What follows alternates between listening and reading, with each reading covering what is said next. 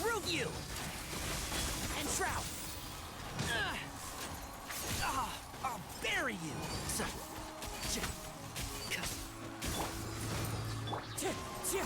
As one with wind and cloud! Power that ended Haishan! Can't see?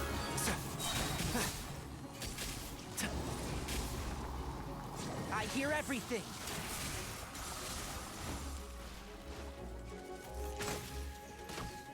One with the forest! I'll protect us.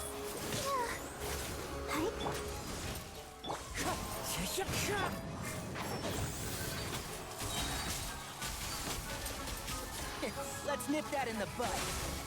Wind Strider.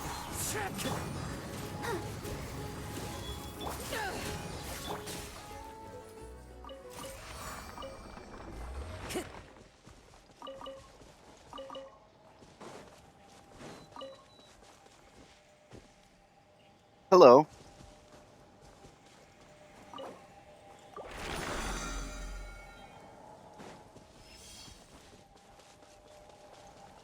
Time to go.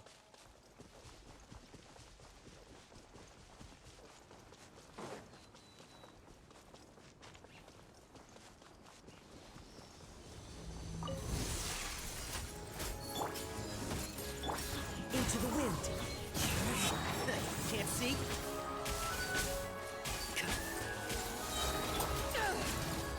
I'll uproot you! Clouds high. The birds call. One with nature. And Shroud. To ashes! Let's dance. Oh.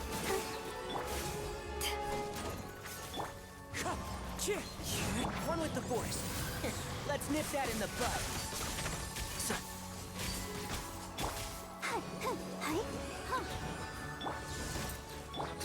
The wind knows me.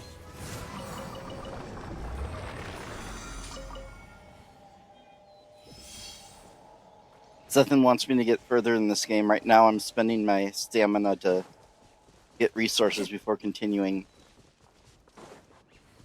It's a game where like you get basically like a very premium mobile game. So there's like currency you get every day to spend. Time to go. And I'm out of money, so I'm going after these yellow things for money.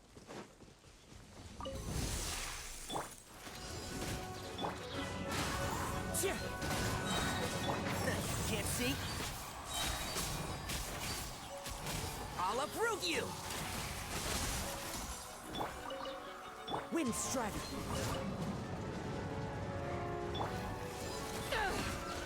Fallen leaves, adorn my night!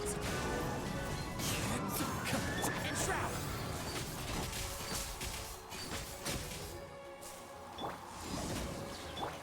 One with nature. One with the forest.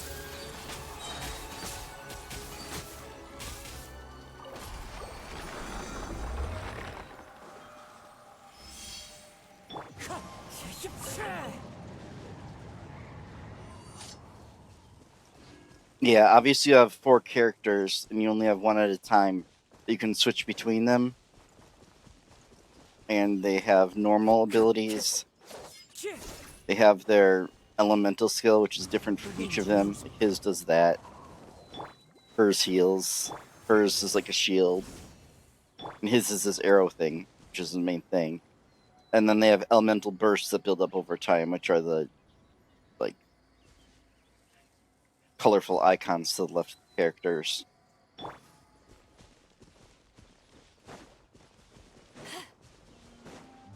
And this is one of those games where, I don't know if you know what a gacha game is. You basically gamble to get the characters, but you don't have to spend money on it.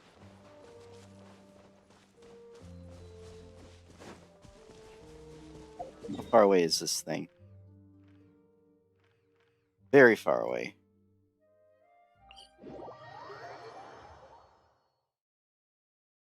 But I'll be continuing the actual story shortly. I think this is the last one I have enough currency to get money from.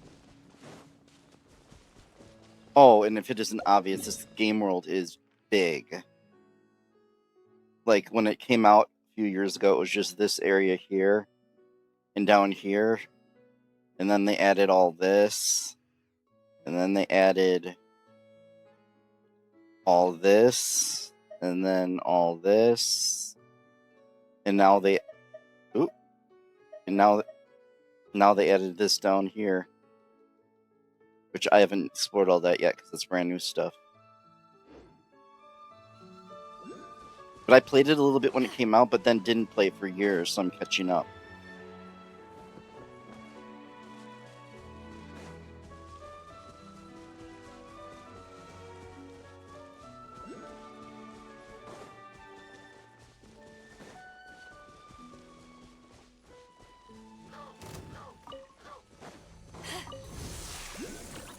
Power that ended Haishan!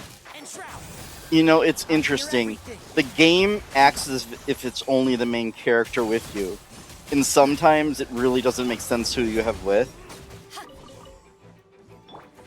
Like, some of them are, like, important figures where they're from and stuff, and, like, they talk as if they aren't with you all the time. I actually don't have the main character, the Traveler, with me right now, because I'm not doing story stuff, but I always bring him with when I'm doing the story. Into the wind. One with the forest. As one with wind and cloud.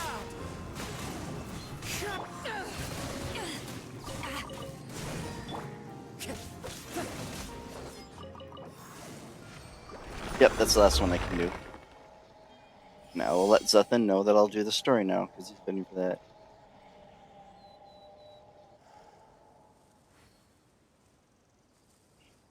This scenery is wonderful. Surely enough to convince anyone to become a wanderer. Let the show begin. And you have to grind resources to build the characters up. So even though I have a ridiculous amount of characters, only some of them are actually in condition to fight right now. That's actually one of the things I was doing. I was trying to get another character ready to, like, in condition to fight. Because, like, this is the ridiculous amount of characters I have here. Wait, no, that's not the right one. Yeah. All these characters. And she's the one I'm trying to get ready. She has a... It's hilarious. I should have switched to her. Maybe I should just bring her with me anyway and see how long she lives. But,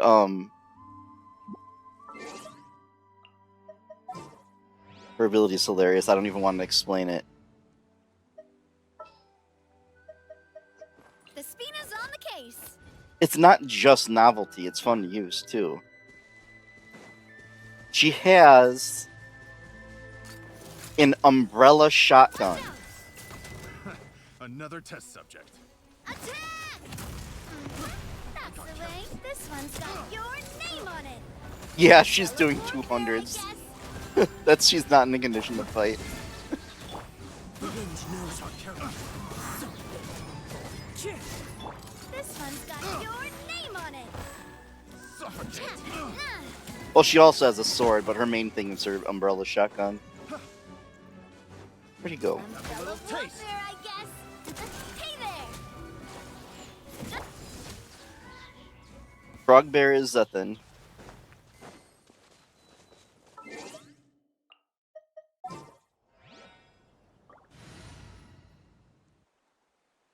And now I will get my party set up for the actual story. There's still a long road ahead.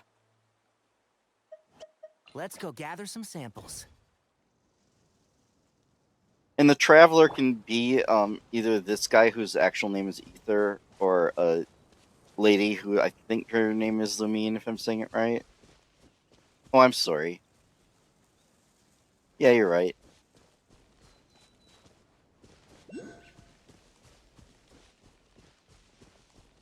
Okay, story time.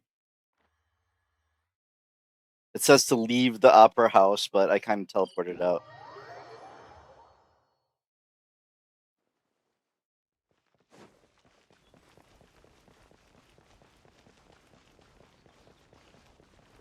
And all the different areas in this game are, like, inspired by different real things. Like this one's like, kind of inspired by France stuff.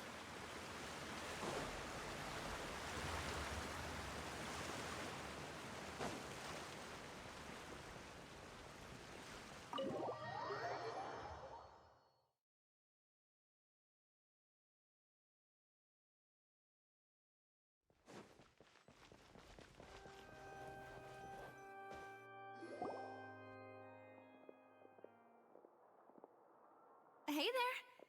What was with the disappearing act you pulled right as the trial ended? Were you looking for us, Navia? Well, this whole thing isn't exactly over, is it? I do feel that we're getting closer to solving the serial disappearances case, though. Don't you think so, too? Huh? What's wrong, my dear partner? Oh my god, the Traveler's infuriating sometimes. I wasn't necessarily looking into the disappearances. Besides, are you sure we're the ones who can crack a case that's been cold for decades now? And given that there's new evidence from the trial, there should be a trail of breadcrumbs for the Hydro Archon's people to follow now, right? Ah. I see. Well, I won't lie. I'm a little shocked to hear that from you. But I suppose you are just travelers who have only arrived in Fontaine after all. Sorry. I might have been too presumptuous. Don't say that, Navia. Ah, and we were having so much fun investigating with you, too. It was like having new waters flowing into a stagnant mire, causing new hope to spring forth, and the reflection in the murk to become clearer. Sorry about that. I'm a bit prone to nostalgia. Don't mind me. And it gets higher and higher pitched the longer the game goes on, too. Wait, shall we have a farewell meal? You know, to commemorate our time as partners? Huh? Do we really need to get that formal? Well, guess you really did treat us as partners, huh?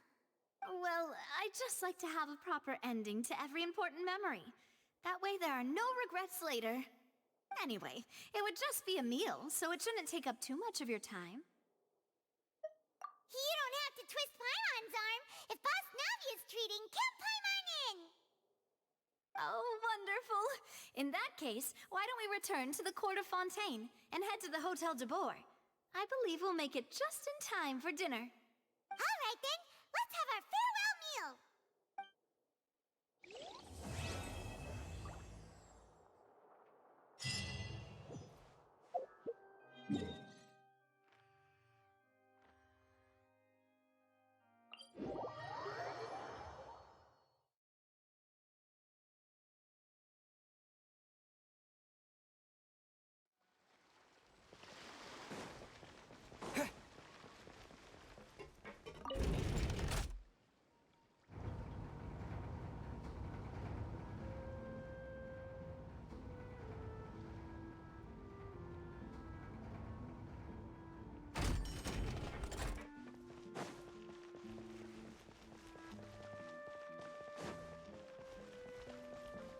I really haven't explored the city thoroughly, so... Oh, there's a waypoint I could unlock right there.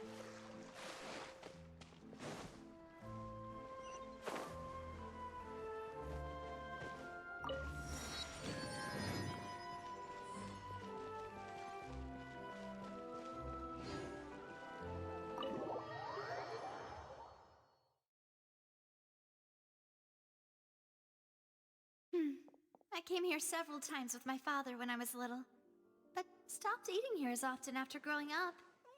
I hope the food here will be to your taste. Oh, don't worry. We haven't eaten at a hotel like this in a while.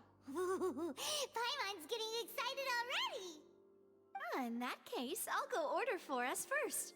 Please wait here a moment.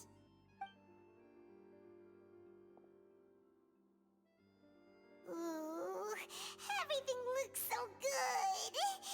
People in Fontaine sure know how to enjoy life.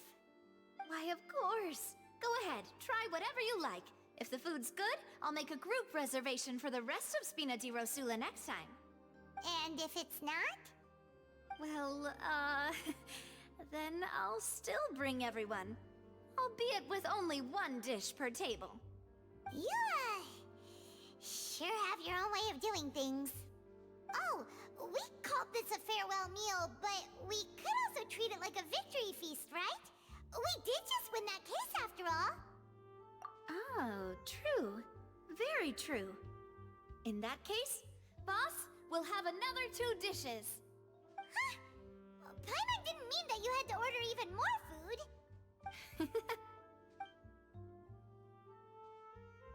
Speaking of cases, do you think that the mastermind behind the serial disappearances will get caught soon now that this has all happened? Well, we've certainly taken a big step forward, but I feel that's about it. We know that there's an organization that means to dissolve these young women, but we still don't know what they are really after.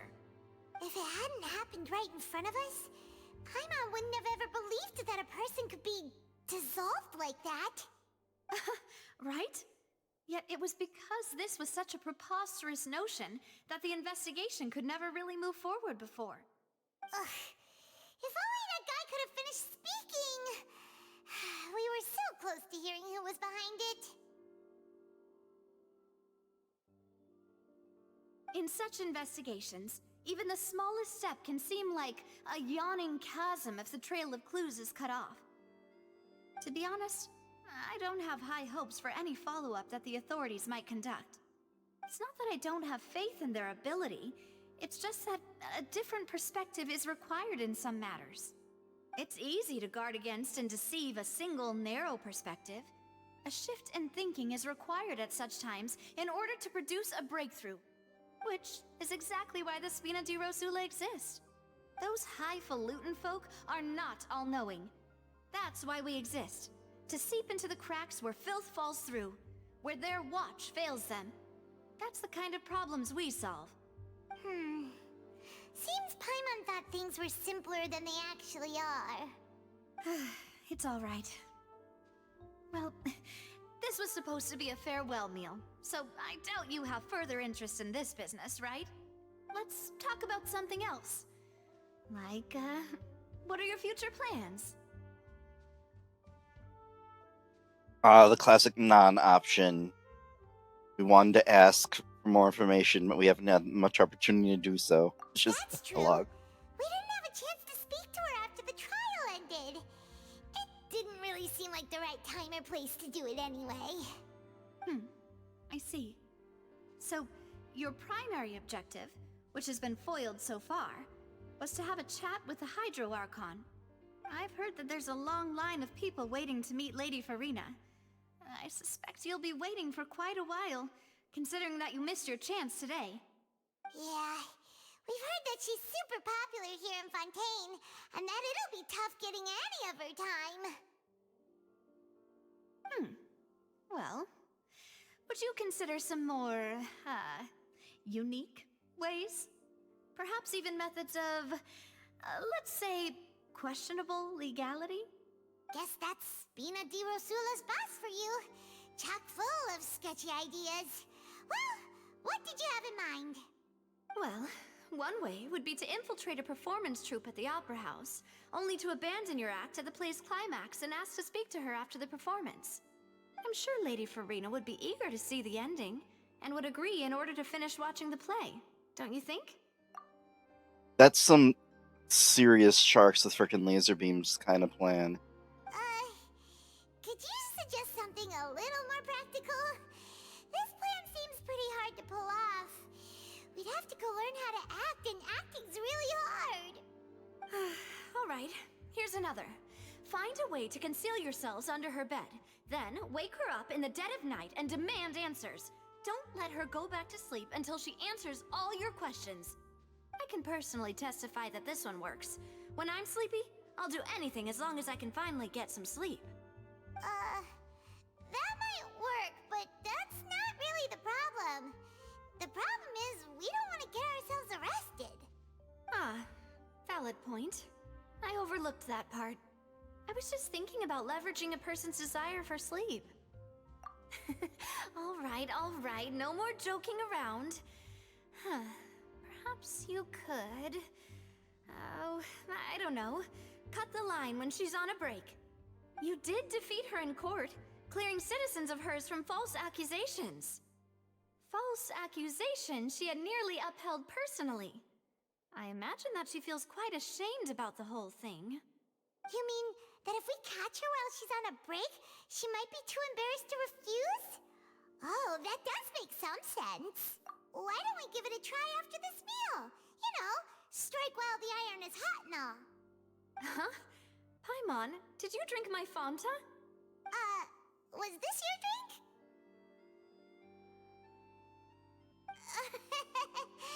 Sorry about that. Paimon wasn't really paying attention and the cup was right next to Paimon.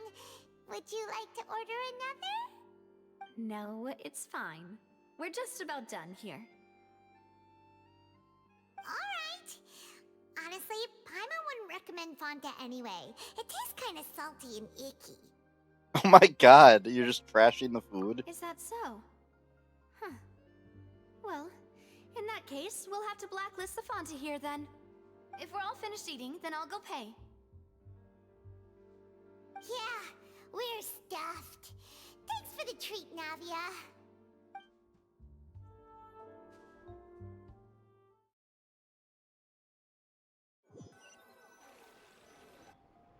Oh, so full. Paimon can barely float anymore.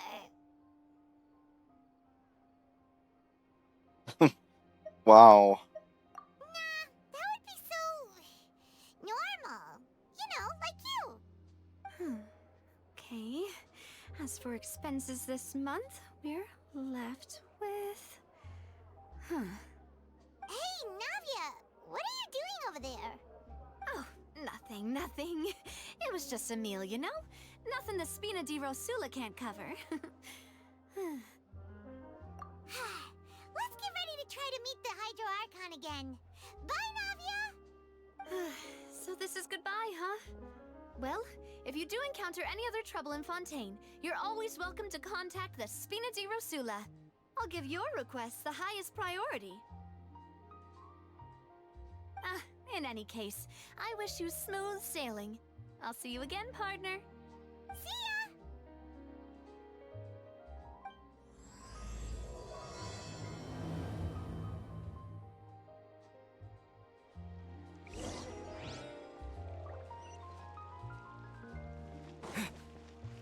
Whoa, that's far. Oh, right back here again, I see.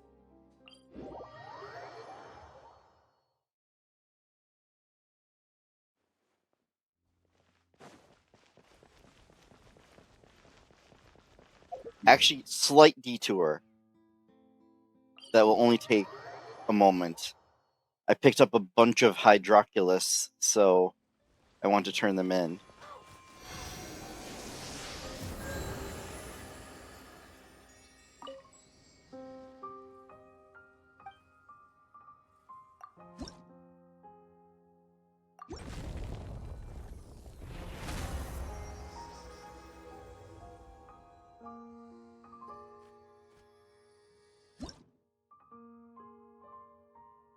Only level 2. Ooh. Guess there are a lot more from here. Which reminds me, I do have one normal pull I can do. See, this is how you get characters. I got a 5-star! Holy cow! Looks like I have C1 Gene.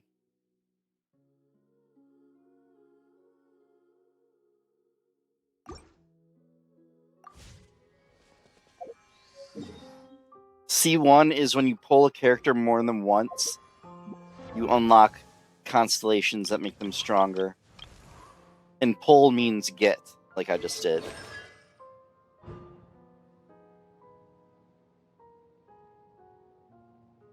Increases the damage dealt by her ability by 40%, that's pretty huge.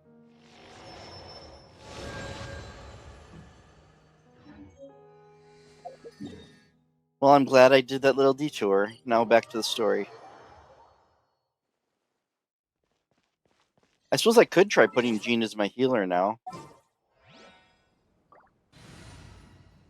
Oh, my Jean isn't that weak anymore. She's just not nearly as strong as Let the Barbara. wind lead. Do I have a weapon on her? I don't remember.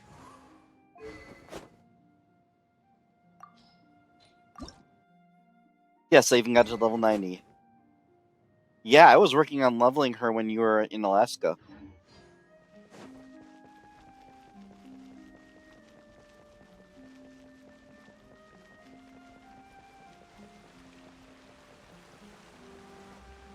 Granted, now I don't have my hydro reactions for the Looks like that boat we took to Dendro. Aeneas might have been the last one. Vacher. Looks like we're back here again. Huh? Traveler? Are you hearing voices again? Ugh. That's kinda spooky. Are you sure we don't want to come back in the morning? Vacher? Vacher. Hey, why are you still walking towards it? There might be something nasty in the water. Huh? Hang on. Paimon can kinda hear a voice. It's Yeah, and each calling region's for different. Vacher, right? Hey, traveler? Stop walking! Come on, wake up! This is interesting.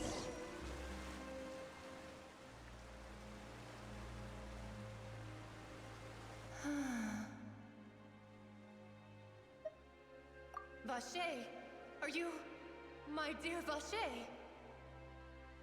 No, wait. You seem to be someone else. Do you know Vacher?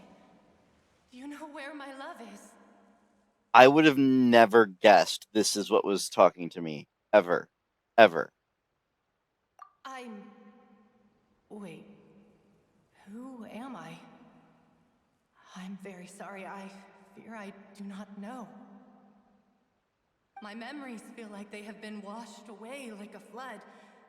So many fragments dissolved amidst the tide, never to be recovered.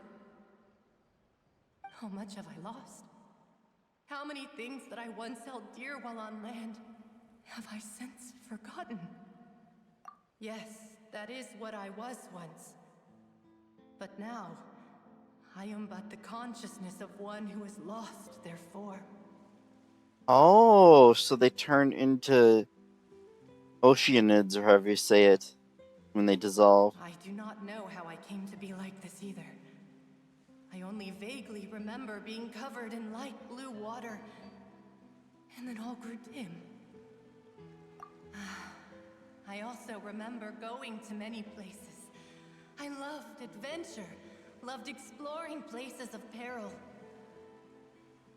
No matter where I went, Vacher would go with me. I knew how dearly he loved me, and I also loved him equally as much. But now, we can no longer go back. The pain of such parting, I never knew how heavy it could be. No, our reunion no longer has any meaning. There is no way for us to create any new memories.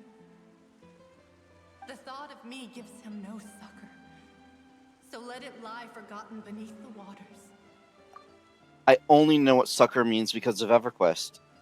And succor in EverQuest is a spell you use that warps you to a safe point, so it must mean, like, escape. If you meet Vacher, tell him not to look for me. Tell him to move on. That is the only thing I still remember. Perhaps that is so.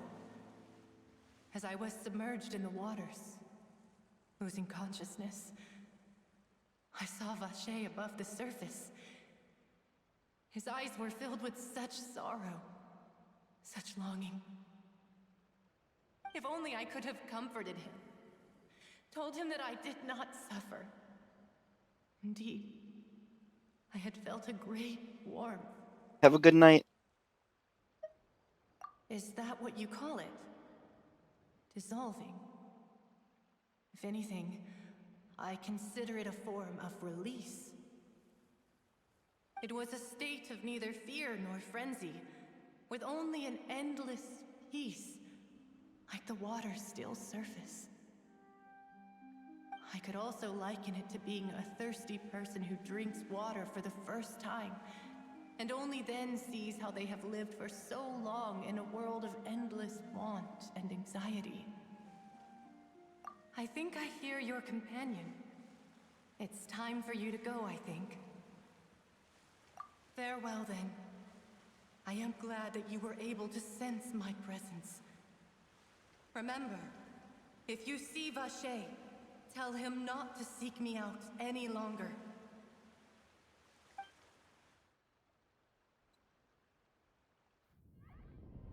Come on, hurry! Navi is outnumbered!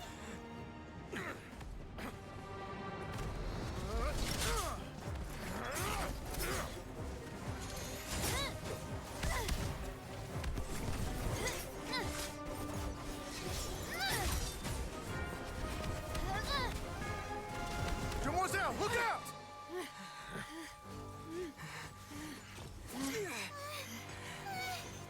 Dear God, it's a whole army of Gardamex.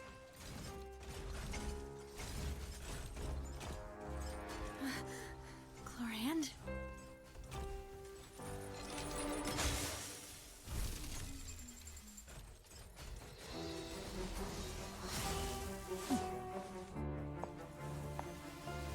It's Raiden Shogun's long-lost sister.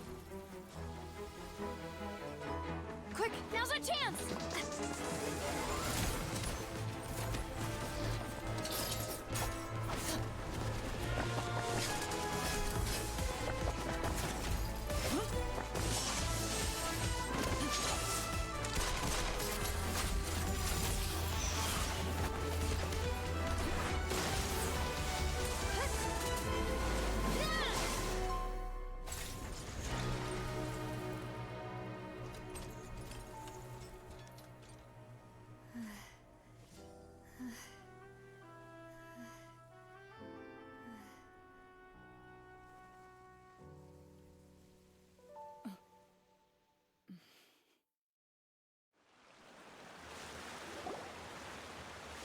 I should thank you for lending us your sword there, Chlorand. But before I do so, could you explain how you managed to show up here? I have to say something. I wonder who was on the banner when this chapter came out. I would never guessed. I followed you. It seemed to me that danger has followed you more closely as of late. I believe that following someone without their knowledge is actually called stalking, is it not? Mr. Callus's last wish was for me to ensure your safety, and I will not betray his trust. He would do the same, were he alive today. Do not speak of my father! Sorry, demoiselle. I was not strong enough. Thank you for your aid, Miss Clorand, but do keep an eye out for your manner of speech. I believe we all wish to avoid unnecessary emotional harm. Sorry, I did not consider your feelings. Whatever. What else do you know? How did you come to the conclusion that I'd be in grave danger? I doubt I know much more than you, but I believe that the mastermind behind the serial disappearances is very powerful. Your performance tonight will almost certainly attract their attention. I'm sure they've known about me. To be honest, I'm shocked it's taken them this long to act against me. And what about these Gardamex? I thought only those associated with the Maison Gardiennage could control them. None of these mecha have serial numbers. I was sure to check a moment ago. They are not the ones used by the authorities to enforce the law. I can only conclude that some powerful or wealthy party must have obtained them via illegal means, deploying them as a private force of sorts. What? Your point being that they're out of Spina di Rosula's league, then? Yes. Be careful, and do not act rashly. I will continue investigating no matter what. We will bring the truth to light. That's my father's true last wish. Regardless, thank you for your help today, Clorand. But if you get any ideas, tell me first. I don't much appreciate being followed. I do not think that they'll strike again anytime soon. So I shall stop following you. Good day, all.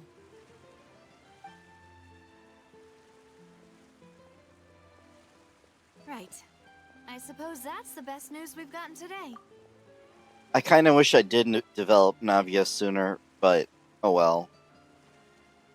It's impossible to develop characters from when they appear like this. And when I did it with Tainari, it made no sense. He was with me anyway. Demoiselle, I believe that Miss Clorand was being sincere with you. If we tried, we could attempt to thaw relations a little. I know, she's... Oh, thank goodness! Paimon thought we were done for! Those Gardamex came out of nowhere while you were unconscious, and Nadia and her gang saved us!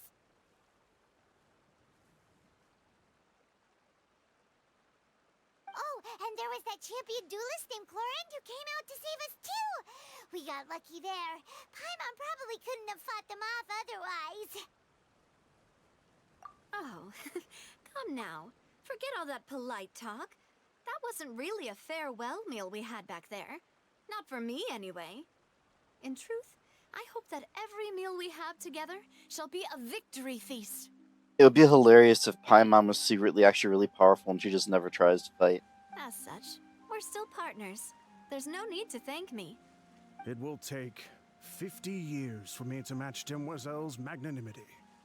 If it were me, I would have joined the Spina di Rosula on account of her goodwill long ago. All right, you two. That's enough. Actually, Navia, how did you know that we were in danger? You sure did show up in the nick of time.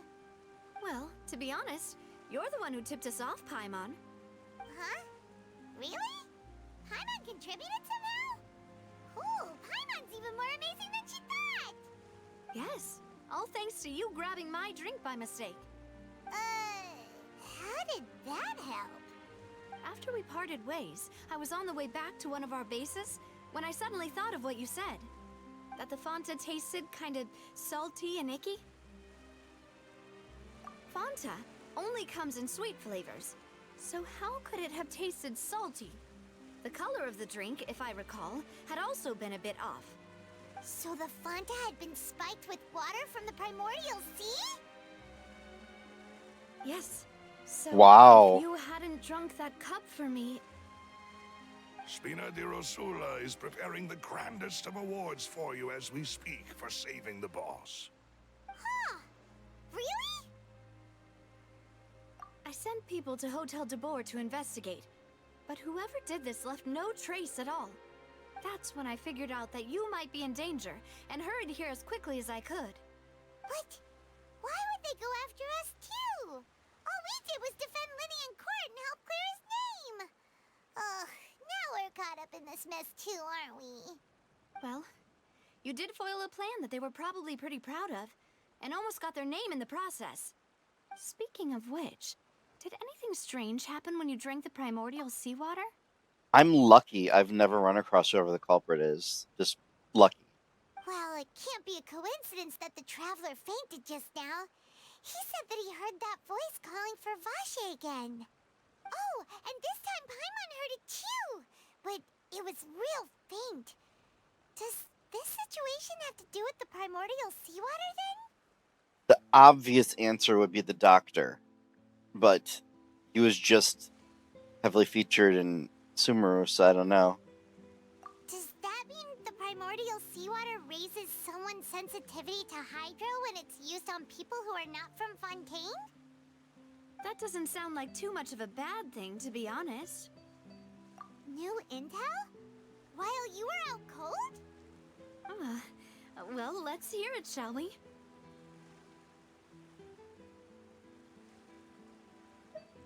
Oh, that is important. Vache. That name doesn't ring a bell. I suppose he hasn't stepped forward as a witness in court lately. Since he saw that young woman dissolve, he was at least at the crime scene. But he never gave testimony or any information regarding people dissolving in the primordial seawater. Could he have been threatened? Yes, thank you. This is very important information indeed. We will continue to investigate. Oh, you mean you'll help us investigate? Well, you did say that our farewell meal didn't really count. That means we're still partners, right? And besides, we're in this now whether we like it or not. You're not gonna let those people who targeted us get off the hook so easily, are you, Traveler? Yeah, messing with us will prove to be their biggest mistake.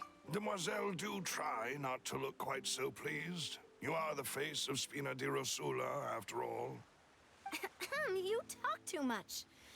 Well, in that case, let's head back to one of our bases, shall we? I'll arrange accommodations for you.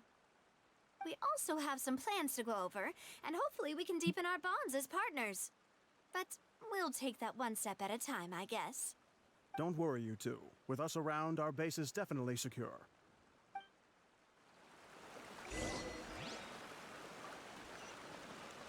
Come to think of it, I think I have another pull, but it'll be pretty darn underwhelming at this point. Oh, that's right, I never checked in with the daily either.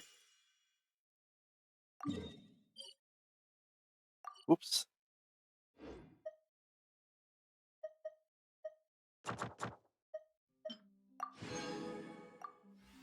Oh, it's a... I like Nahida, I do.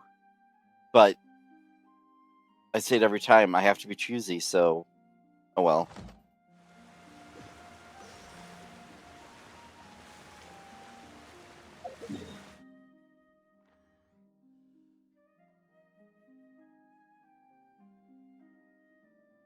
You know... It just showed me where to go in Fontaine.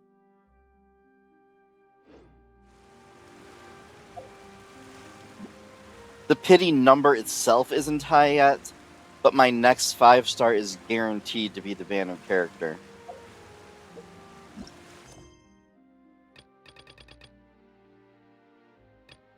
You know what? Trying to find where to go in Fontaine is going to take me longer than just quickly hopping over to another city. And I risked it while I still didn't have any of the 4-stars on the banner. Because I wouldn't have minded getting her, but yeah. Considering I've started pre-farming for Zhongli, however you say it, yeah. At least before I pivoted to start farming for Navia.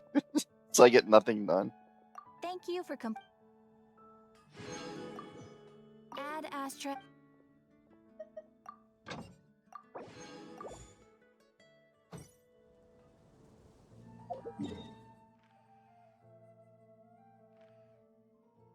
This whole area just being irrelevant is weird to me.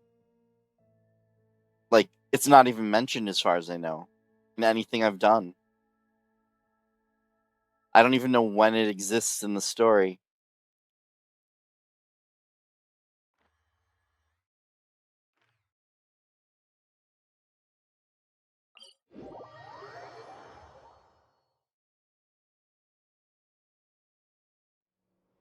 That's true.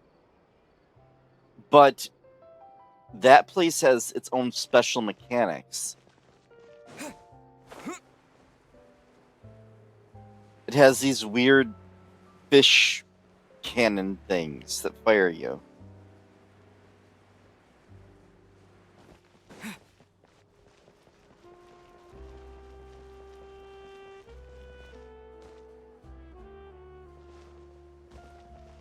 You know, I don't care how absurd this is. It's amazing. Like, really? Really? Like, seriously. They even gave the dog, like, a posh expression, if that's it. It's right up ahead, but let's make sure we weren't followed first. I've been keeping watch, Demoiselle. I haven't spotted anyone suspicious thus far. Huh, very good. But let's not let our guard down for now. That's hilarious. I shall find rooms for our respected guests. Thank you, Malus. Now, let's continue, Traveler.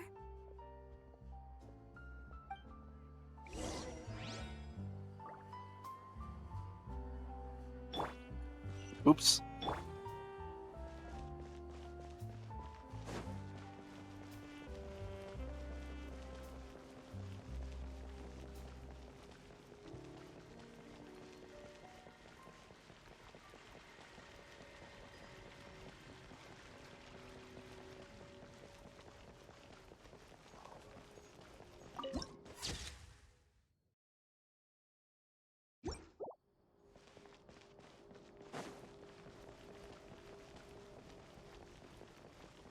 Why am I going up when I know this location's down?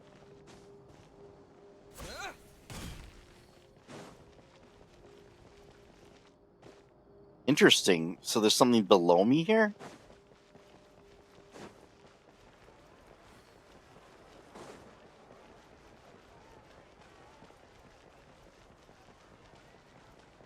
I'm surprised somehow I completely avoided the city when I was exploring Fontaine, like, before I was even, like, done with the prologue quest.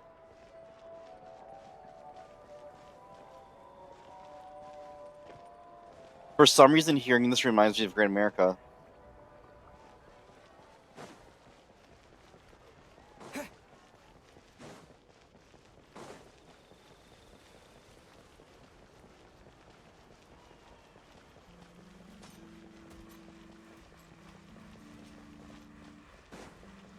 I am complete and utterly lost, so I will just run.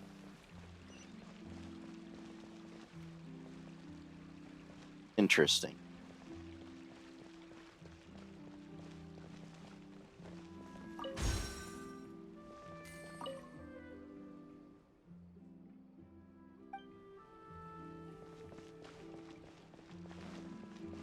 Oh, I have a sparkling path now. Oh, but there's another waypoint thing to unlock right here. Is this the biggest city so far? It's gotta be at least as big as Mondstadt. It's crazy. Unless it just seems big.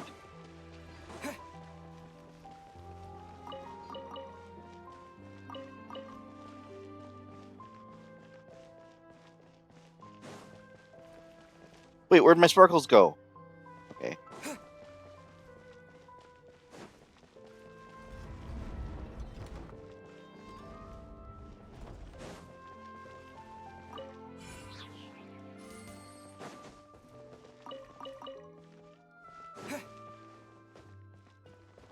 This game never stops, like, surprising me with how good the music is, like, all the time, basically.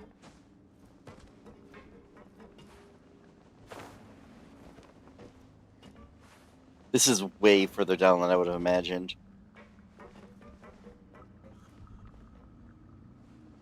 Like, when I said it's way further down than I imagined, it was like doubly the same thing again.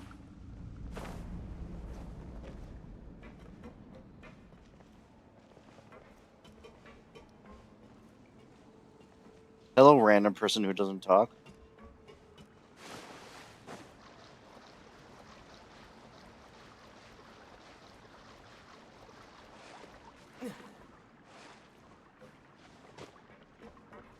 Are these like the secret slums or something that I didn't know existed until now?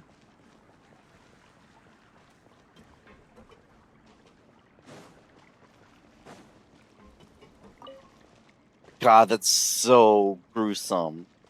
Lizard tail. Just like, oh, duh, some lizards abandon their tails, don't they?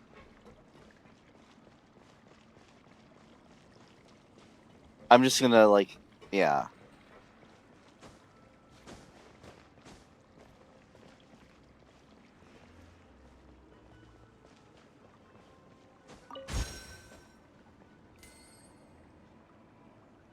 Yeah.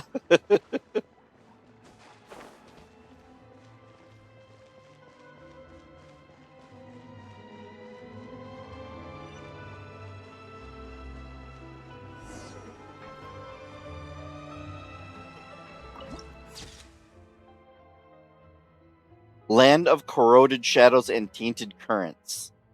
Oh.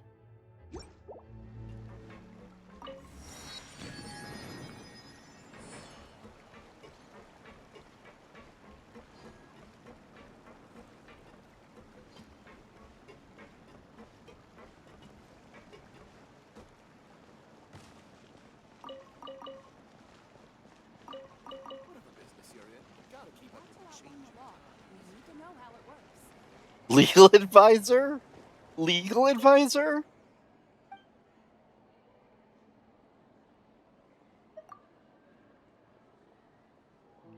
Uh-oh. So is the lagging on your end or my end now?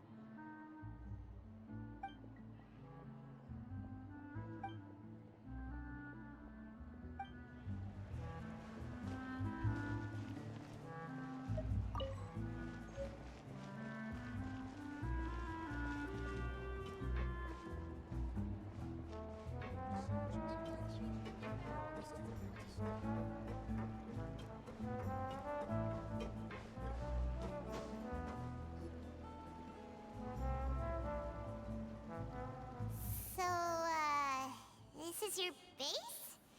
It's not quite what Paimon imagined. Your accommodations have been arranged. Under the present circumstances, I can confidently say it's the best we have.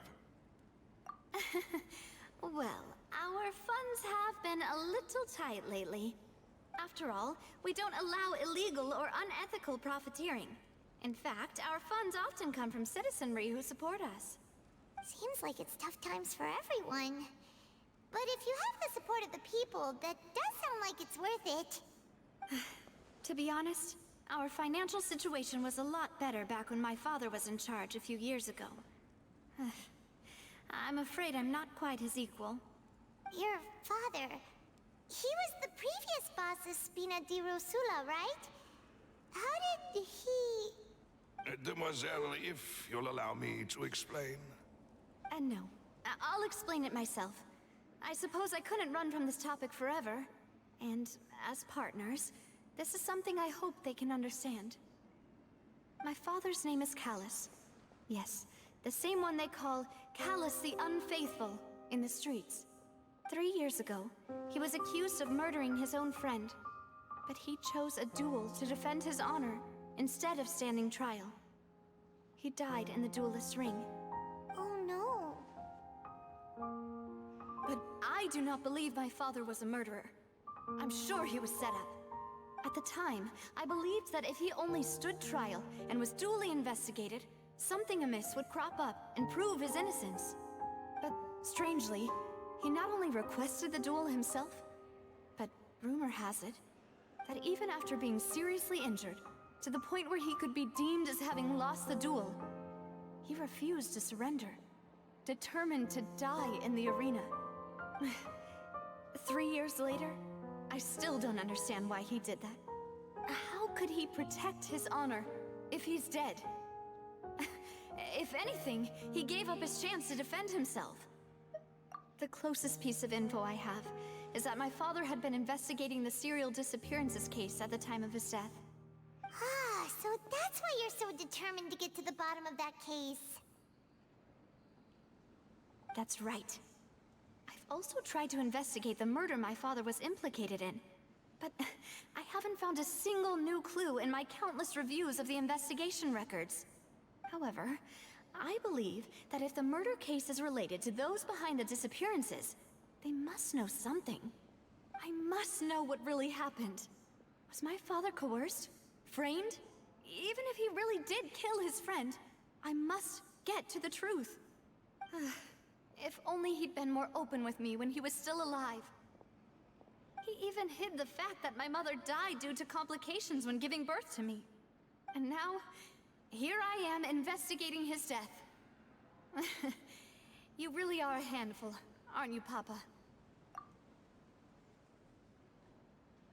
Demoiselle, please. If there is anything I can do, anything at all.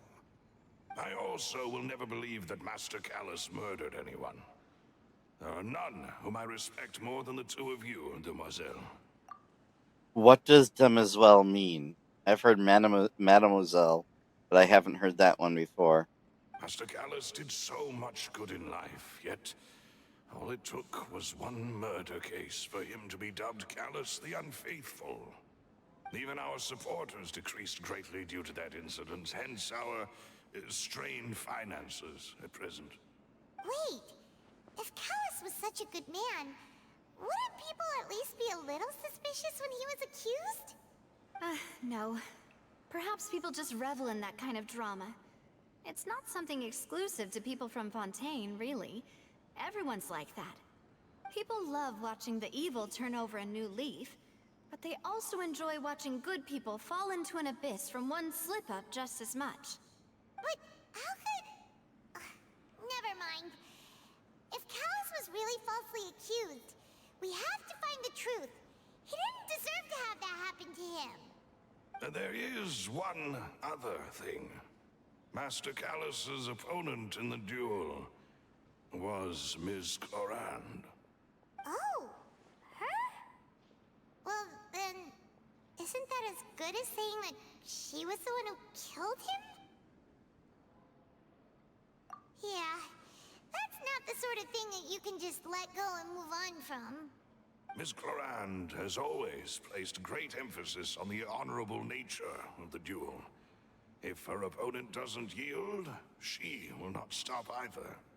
She knew Master Callus beforehand and greatly respected him, but seeing how he was resolute in the arena, there was only ever one choice she could have made. It's not that I don't understand her at all, but I just can't deal with this yet. Don't worry, Navia. Paimon knows how you feel. You don't have to force yourself to do that. Afterward, Ms. Clorand told us that at the start of the duel, Master Callus requested that she ensure Demoiselle Navia's safety. Yes, that is our understanding as well. Oh, Papa. What madness drove you to ask the person who killed you to take care of me? All right, anyway, that's the information I wanted to share with you. Even if it did sound like I was just complaining towards the end. Thanks. You two should go and rest. This was quite a day after all. Yeah, Paimon's beat. Please, relax and get some sleep. We will ensure you rest soundly.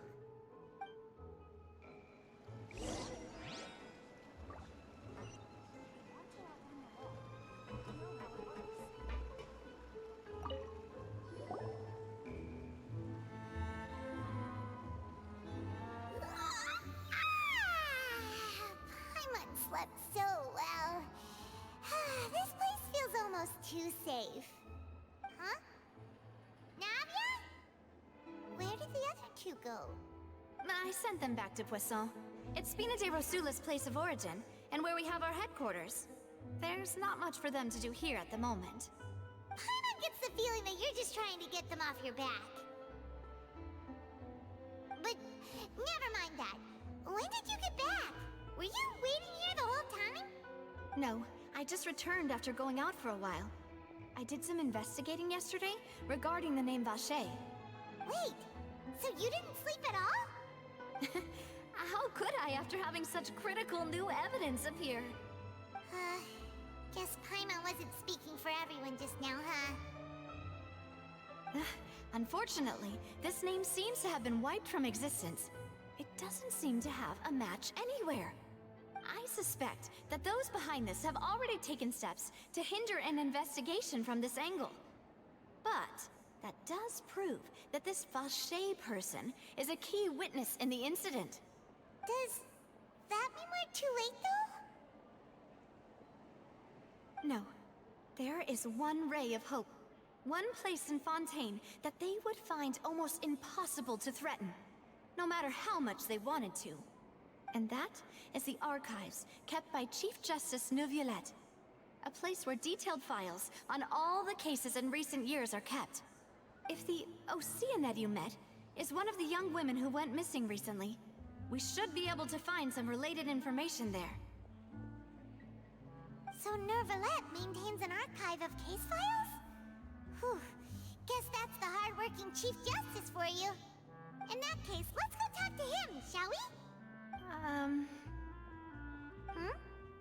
Aren't you coming along, Navia? Did you get tired? No, it's nothing. Let's go see the Honorable Chief Justice.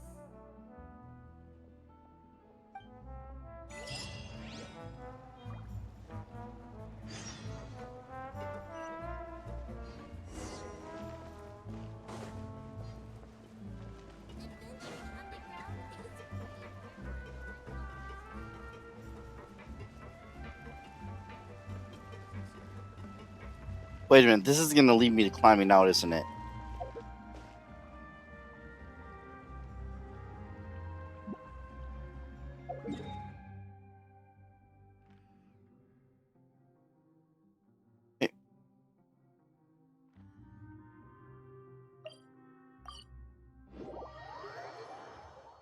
The palais is right up ahead.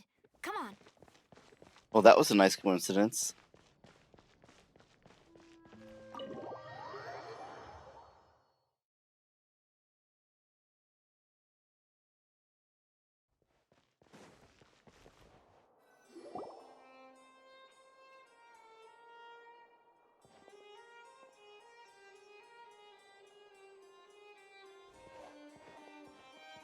Halt! Please state your business here. The Chief Justice is presently occupied with official matters. Huh. This place does look pretty heavily guarded. Guess that proves that Nervalet's files are really secure. Hey, don't you recognize us? Okay.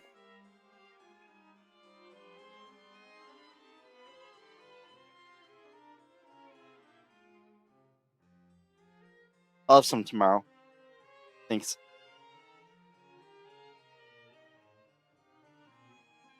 I'll get up real quick for a minute then too if you're getting up. Be right back.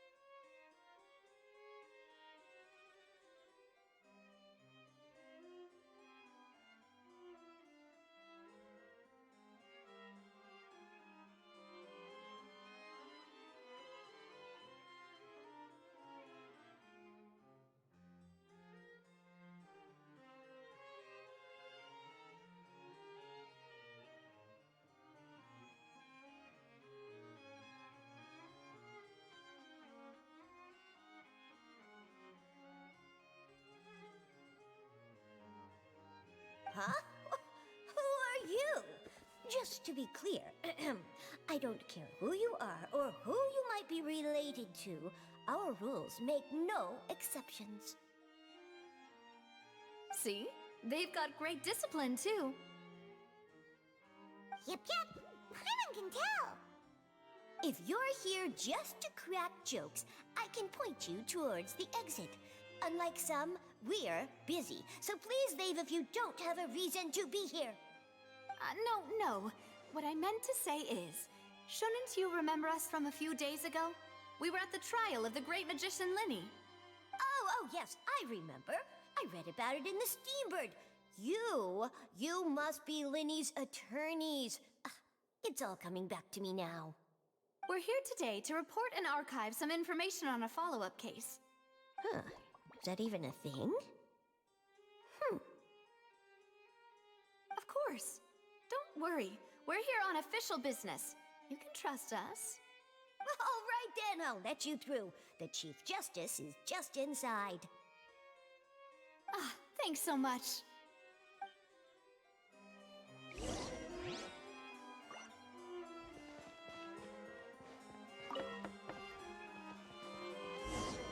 Please come in.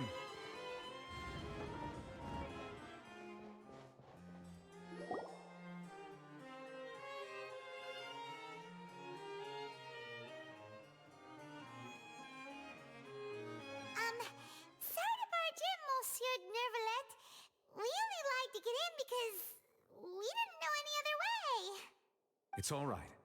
Please let me know how I may be of assistance to you. So you're not mad at us? We're looking for a man called Vache. He may have been an eyewitness in the serial disappearances case. If we can find him, we may be able to unearth some key information on the case. Ah, I see. In that case, please wait here a moment while I browse through the files.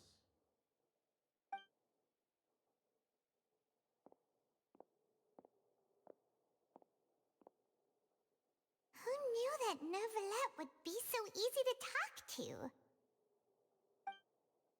Didn't we learn this last time we met him?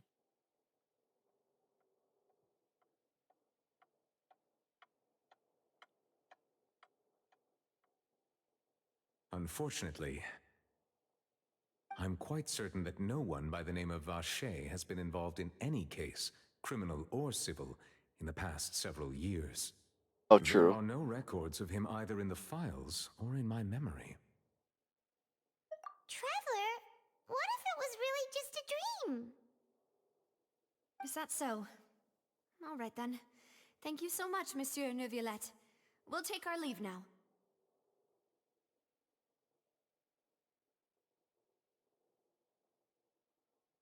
Ahem.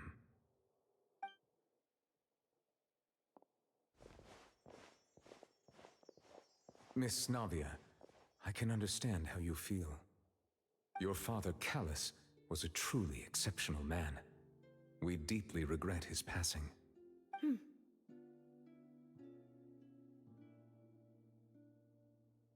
And what are you trying to say, Monsieur Neuvillette? Are you trying to console me? Extend your sympathy? Or just express some tendril of regret? No. You are not trying to do any of that. I can hear it in your voice. There's no emotion behind your words. You only said those things because you felt like you should. It's just like last time. After my father took his place in the duelist ring, I pushed through the guards to talk to you as a last resort. You even told me then that you thought there was something fishy with the case, yet you still allowed the duel to go ahead. In your eyes, the value of a human life is nothing compared to those cold laws you hold so dear. If you truly regret my father's death, then why didn't you call a stop to the duel? Why didn't you give me the power to stop him from throwing his life away? Why did you just let him die, despised and hated by all?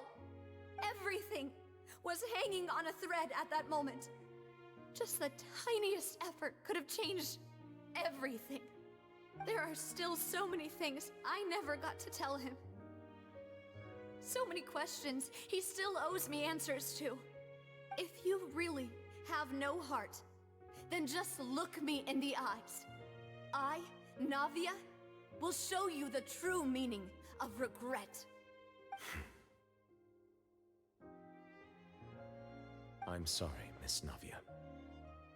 You and my father are truly alike. You keep all kinds of things in your heart and never say a word to anyone. It's not so much that you can't feel, but that you would never express anything. Oh well.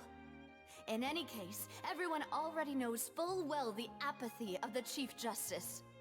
My apologies for taking my emotions out on you, Monsieur Chief Justice. Let's go, Traveler and Paimon.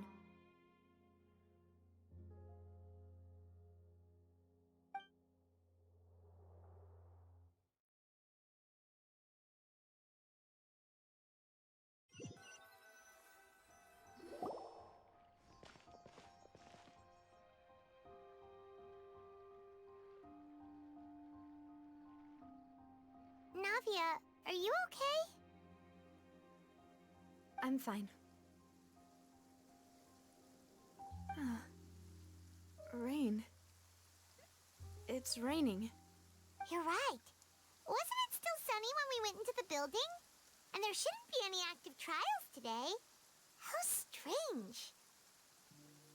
Now that I think of it, on the day my father was convicted of murder, it was also raining.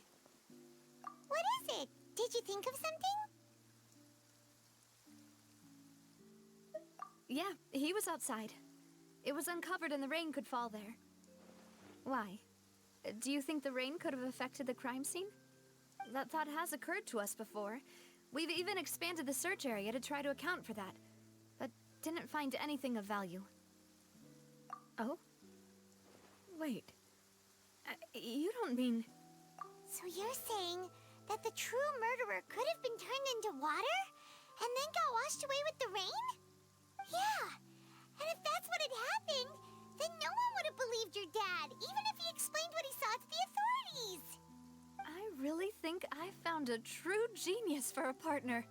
You're completely right. How did I not connect the dots earlier? All right, let's go to Poisson. With this new lead in mind, we'll get to the bottom of my father's case for sure. Yeah, we're gonna make progress for sure this time. Do you want to go with me now? Or do you want to head over by yourself later? Great, let's go then.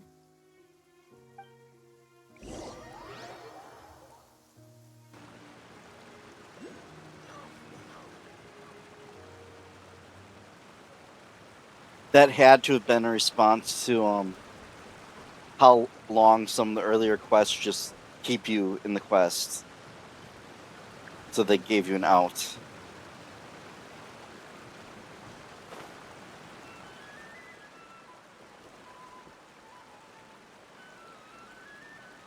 Where's this hydroculus? Oh!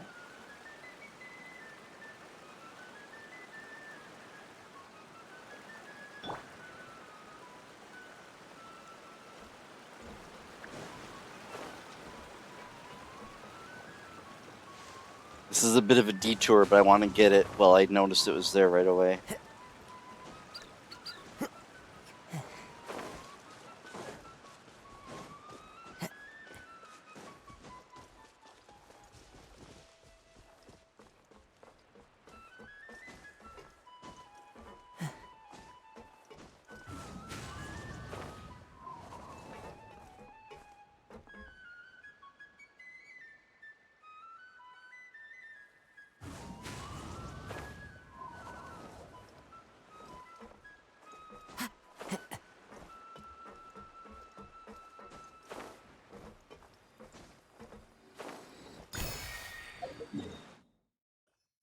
Now to mark that on my map before I forget.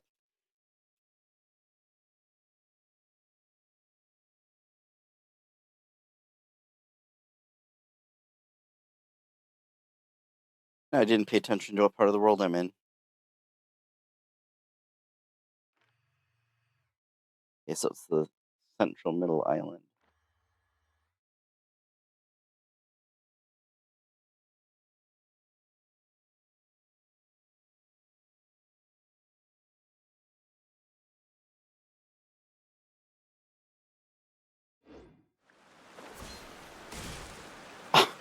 I was like less than a second from death.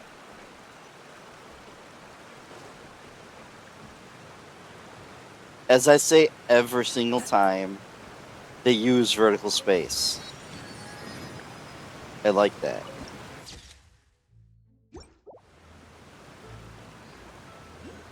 One with nature. Oh, there's another one? Where'd it go? Oh well.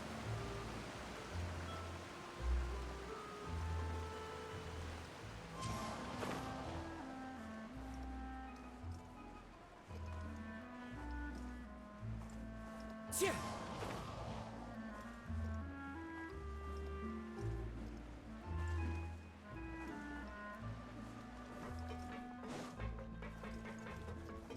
Yep, they might have it, but it ain't gonna last.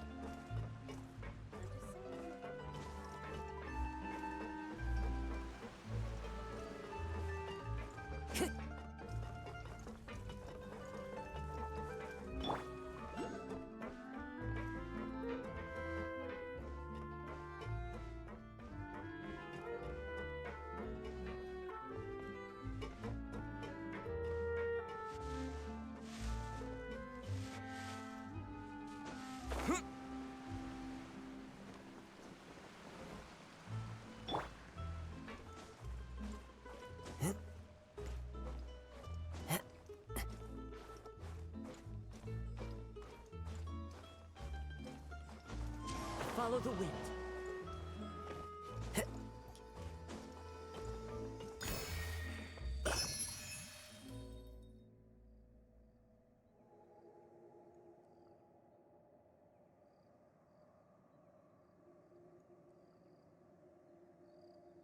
There's actually a bunch of them down here that I missed. Actually, some of them might be on the outside because they actually use vertical space.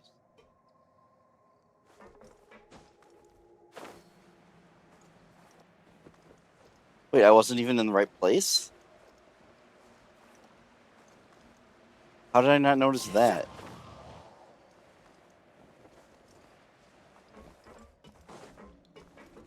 It's just like teachers.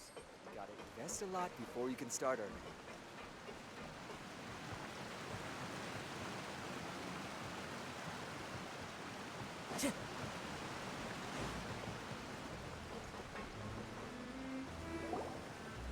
Whoa!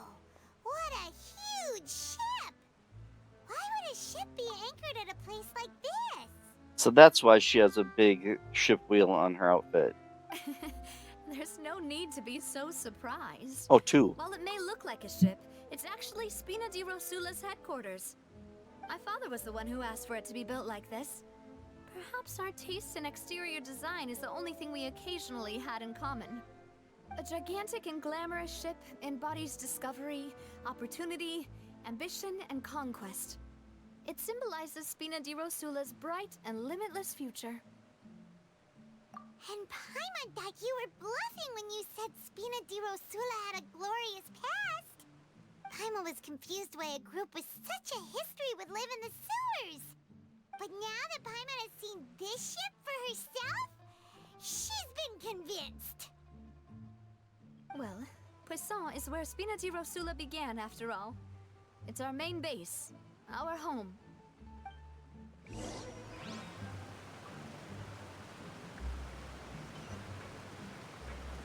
Into the wind.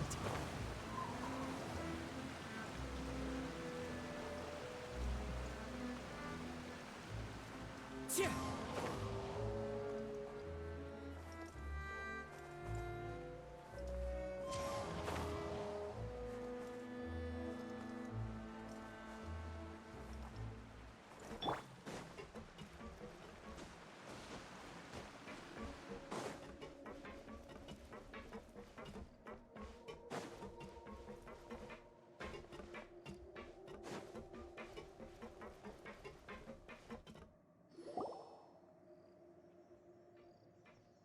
Melus, we're back!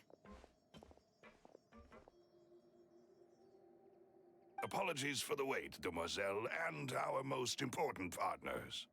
You said before that you still had some business at the court.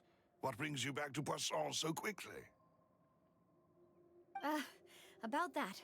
It's because my partner here reminded me of something really important. You see, what if my father's case had something to do with water from the primordial sea? You still remember, right, Melus? On that night, it was raining? Yes, the case was quite similar to that of Mr. Linney's. Both were what you'd call impossible murders. Could you tell us a bit more about what happened before? Yeah, of course.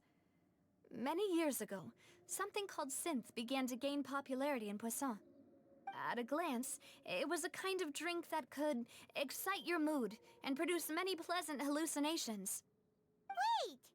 Didn't that guard guy who turned into water also mention that the primordial water could be used to produce some kind of potion? Yes, he did. Considering what we know now, it's almost certain that synth is created using water from the primordial sea. If you drink synth for an extended amount of time, you'll suffer many side effects, such as losing the ability to focus or control your emotions. And if you were to stop drinking it completely, you'll experience flashes of paranoia and anxiety while lacking energy to do anything. It's an extremely dangerous substance. As he oversaw Poisson, my father was compelled to put a stop to synth abuse and called for a complete ban of it. Boss's uncompromising attitude incurred the synth vendor's wrath, but no matter how much they threatened or bribed him, he refused to yield. Not only that, Boss became determined to find the mastermind behind the synth operation and put an end to the problem once and for all. Yes, but the enemy was very cunning. So he could never get anything out of the dealers, all of whom only sold the stuff and weren't privy to the rest of the operation.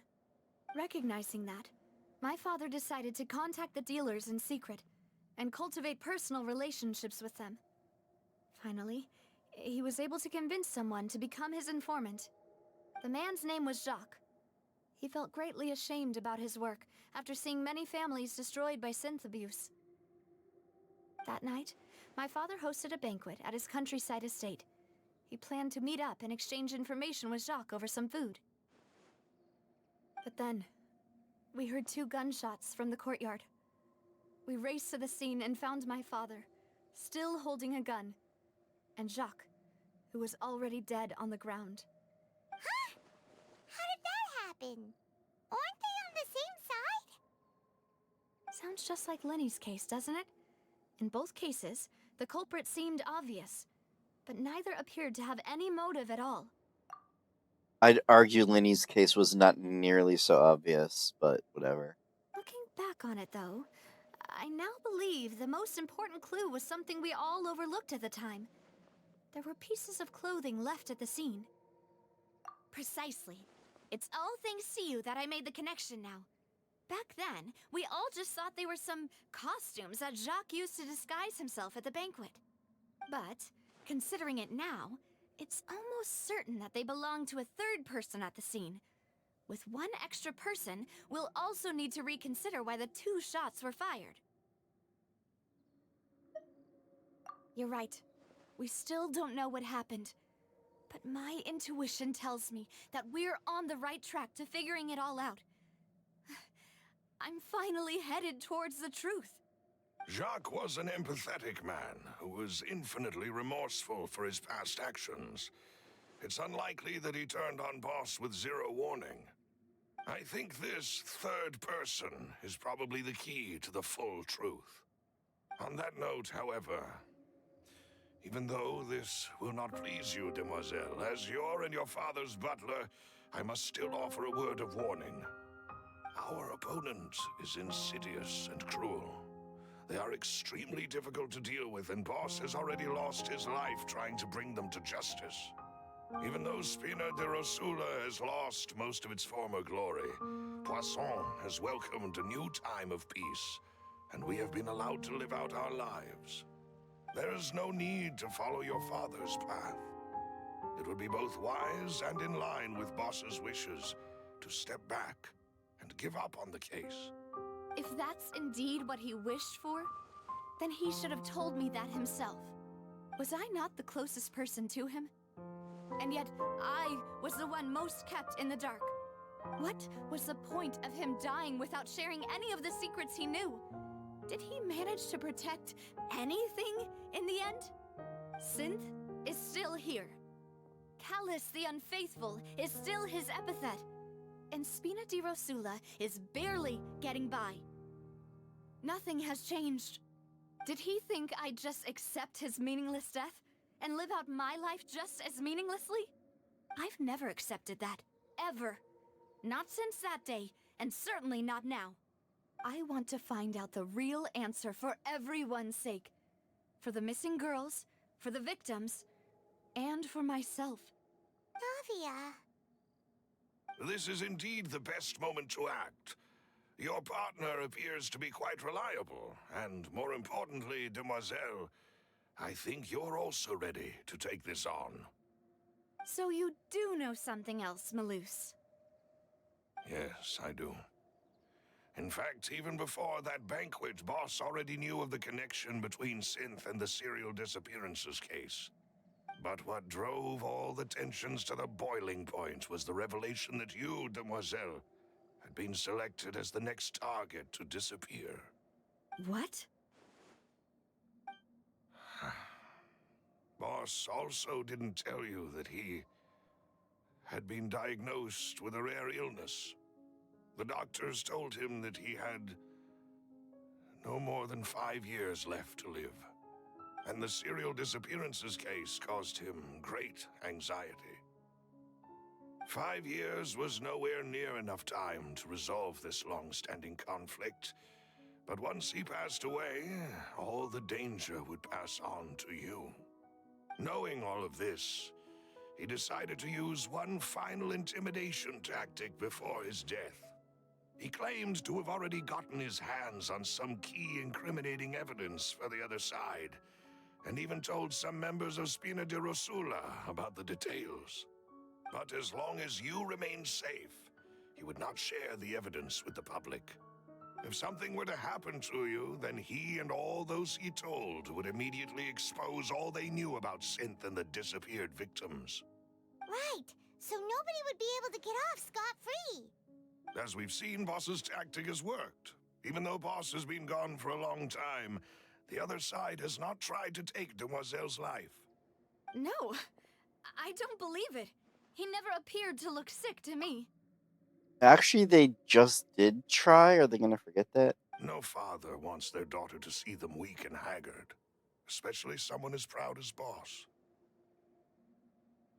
To him, dying in a duel and suffering lasting dishonor as the unfaithful was still far preferable than losing face in front of his daughter. So he chose to die in silence, so that he could protect me. I'm afraid you're not understanding this correctly, Demoiselle. What Boss wanted to hand to you was not a parasol, but a sword. If Boss's spirit could hear you telling me that you want to find the answer for the sake of everyone involved, I'm sure he'd be extremely proud. That fool. Couldn't he have just given it to me straight? No. He might have set up everything precisely because he never thought I'd be able to understand him. Is that the amount of confidence he had in me? And what if I was never able to make it to where I am now? Yeah. I suppose that's true. With the way he'd set things up, if I had wanted, I could have just lived out my life without a care in the world. But thankfully, he rarely talked to me about complex matters, and thus understood little of me as a person. In this case, he really didn't need to give me an easy way out. Malus, what was the key evidence that he shared with you? It's the location where Synth is produced. Essentially, it's the enemy's headquarters. When he was threatening the enemy, Boss didn't share the specifics of the incriminating evidence he found. But if you want to use it against the enemy, you'll still have to take several things into consideration. Why? If we know where the place is, can't we just go storming in? You mustn't forget that we're fighting against a mysterious and dangerous organization that's been in operation for decades. There's no telling what might be lying in wait at their headquarters. We also have no idea what kind of evidence we may be able to find inside, nor what people we may be able to capture. But a single visit to their headquarters would be tantamount to a formal declaration of war. The worst case would be that we leave empty-handed, but also open ourselves up to full retaliation. Then, in that case, why not work with the Fontaine authorities? Well, you saw one of them dissolve during Mr. Linney's case. We have no idea just how thoroughly they may have been infiltrated. Huh. That's true. Seems my father really had no choice. But things are different now. It should be a lot easier to prove the other side's guilt, now that we've connected Synth with the disappearances case. You sound like you've put a lot of thought into this, Malus. I am the butler, after all. I live but to serve the boss and Demoiselle's will. I've always been willing to take on any kind of risk for your sake. But considering my relative lack of ability, I've spent my time keeping secrets, performing basic investigations, and waiting for the right time to come. Thank you for all of that, Malus. Have you discovered anything new in the past few years? Let me think. One conclusion I came to was that the enemy must be quite familiar with Spina di Rosula, or at least have an informant planted here. When I announced orders to the organization's members on Demoiselle's behalf, I used to deliberately keep a few people in the dark and observe the reactions of the synth vendors. If the vendors didn't change their plans, then the individuals informed of our orders must be innocent. If the vendors packed up and fled, however, then someone must have given them the news. After several rounds of testing and investigative tracing, I've narrowed the suspect list down to 3 people. The first is Florent, Spina di Rosula's senior advisor. Huh? Florent? Yes, surprising, isn't it? He was one of the people Boss trusted the most, which also means that he was someone who understood Boss really well. Thanks to his position within Boss's innermost circle, he always knew our upcoming plans and could thus avoid capture this whole time. There's someone else like him too. Marcel, the head of Confrérie of Cabrières. Uncle Marcel. It's a guild in Poisson. Boss helped it to grow to its current size and prominence. In the beginning, they were only reselling some daily goods, but now they're one of the richest guilds around with a lot of business connections in the city. So, they're like a sister organization of Spina di Rosula? Yes, you can say that. When we were fighting against the synth dealers, they provided us with plenty of support. It's a bit difficult to imagine someone using their own money to hunt down themselves. The final suspect is Thierry, the man responsible for coordinating information between Spina di Rosula and the guards. Although the guards mostly leave us to our own devices, there are still many activities we have to report to the local authorities. Since Thierry is always in the know about our current activities, he could theoretically always plan one step ahead. I see. These are all people who I communicate with quite regularly. To think that the enemy we've been fighting against has been right next to me all along, among those I trust the most. It's almost too hard to believe. If you want to investigate them, please take every precaution to not alert the quarry. Judging from our experience, the enemy is extremely cautious. Of course. And thank you, Malus. You've provided us with a lot of great information. You're too kind, my lady. I'm just doing my duty. And before I forget, proving Boss's innocence would also mean clearing him of blame in Jacques' death. After that incident, Jacques' wife and daughter were taken into the Spina's care. They still live in Poisson today. If it might help, you could also pay them a visit. I can make the necessary arrangements. Aw, thank you so much, Malus. You really are the best. A new case awaits, my dear partner. I hope we can work together to uncover the truth and end this case once and for all.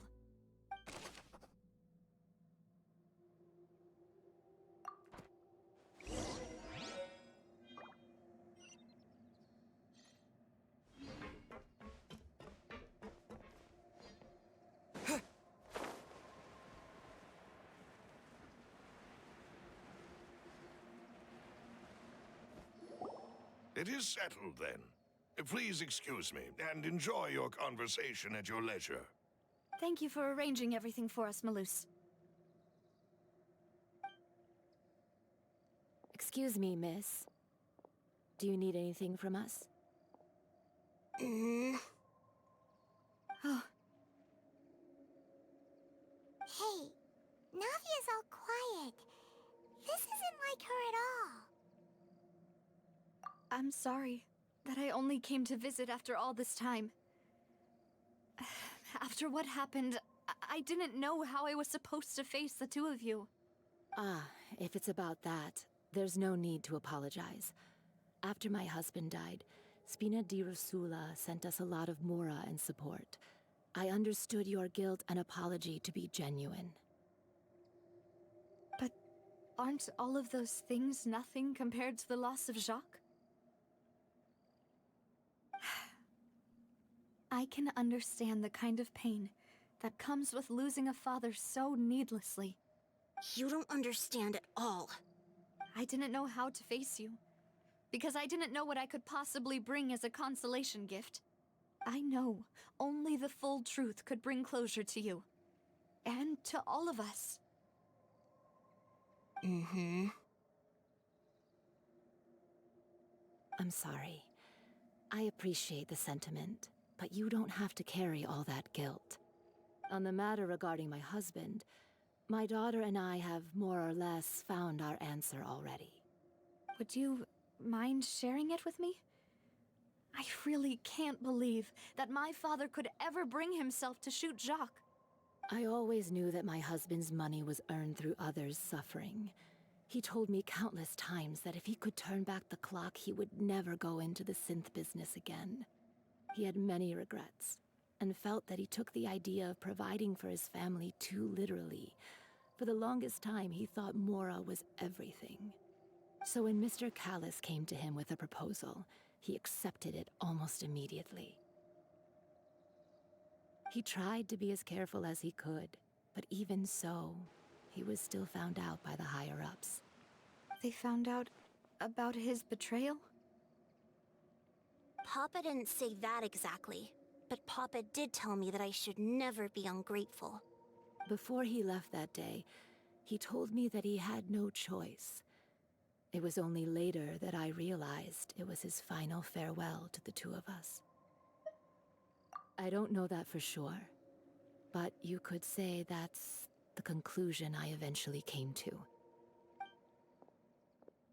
Which is why I'm the one who should feel guilty.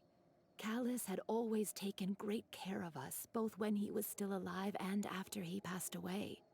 Even if he fired the shot that killed my husband, it was likely in self-defense. It is impossible for me to hate him for what he had done. But Mama, why is Papa still the bad guy if he did the right thing? Papa always wanted to be a good man, so why did he have to do a bad thing in the end? Well, things aren't always as they seem.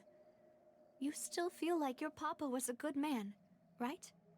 Yeah, Papa was a really good man. The best in the whole world. Then you should hold on to that. If a good man had to do a bad thing, then he must have had his reasons. Regardless of whether he left you a parasol or a sword. He must have done so to give you a better life. Oh. Thank you for everything you've told me. I will definitely find the truth. The current state of things is not something I'm willing to just sit back and accept. Thank you. I'm very grateful to hear this from you. Even though your personality is quite different from your father's, your determination when you speak is really similar. You really think so? That's the first time anyone said that to me.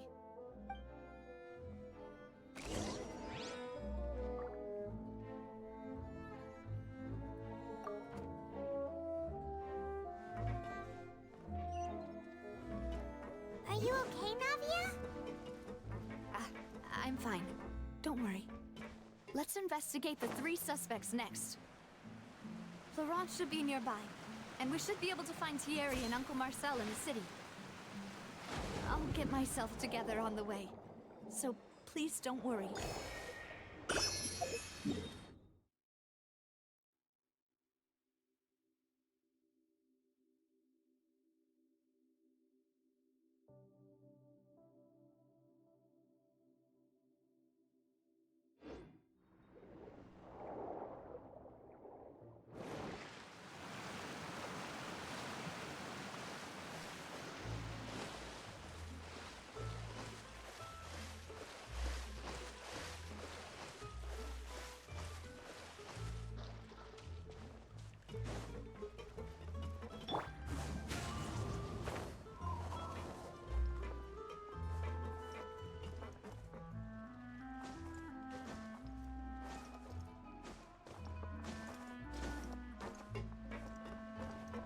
The wind knows me.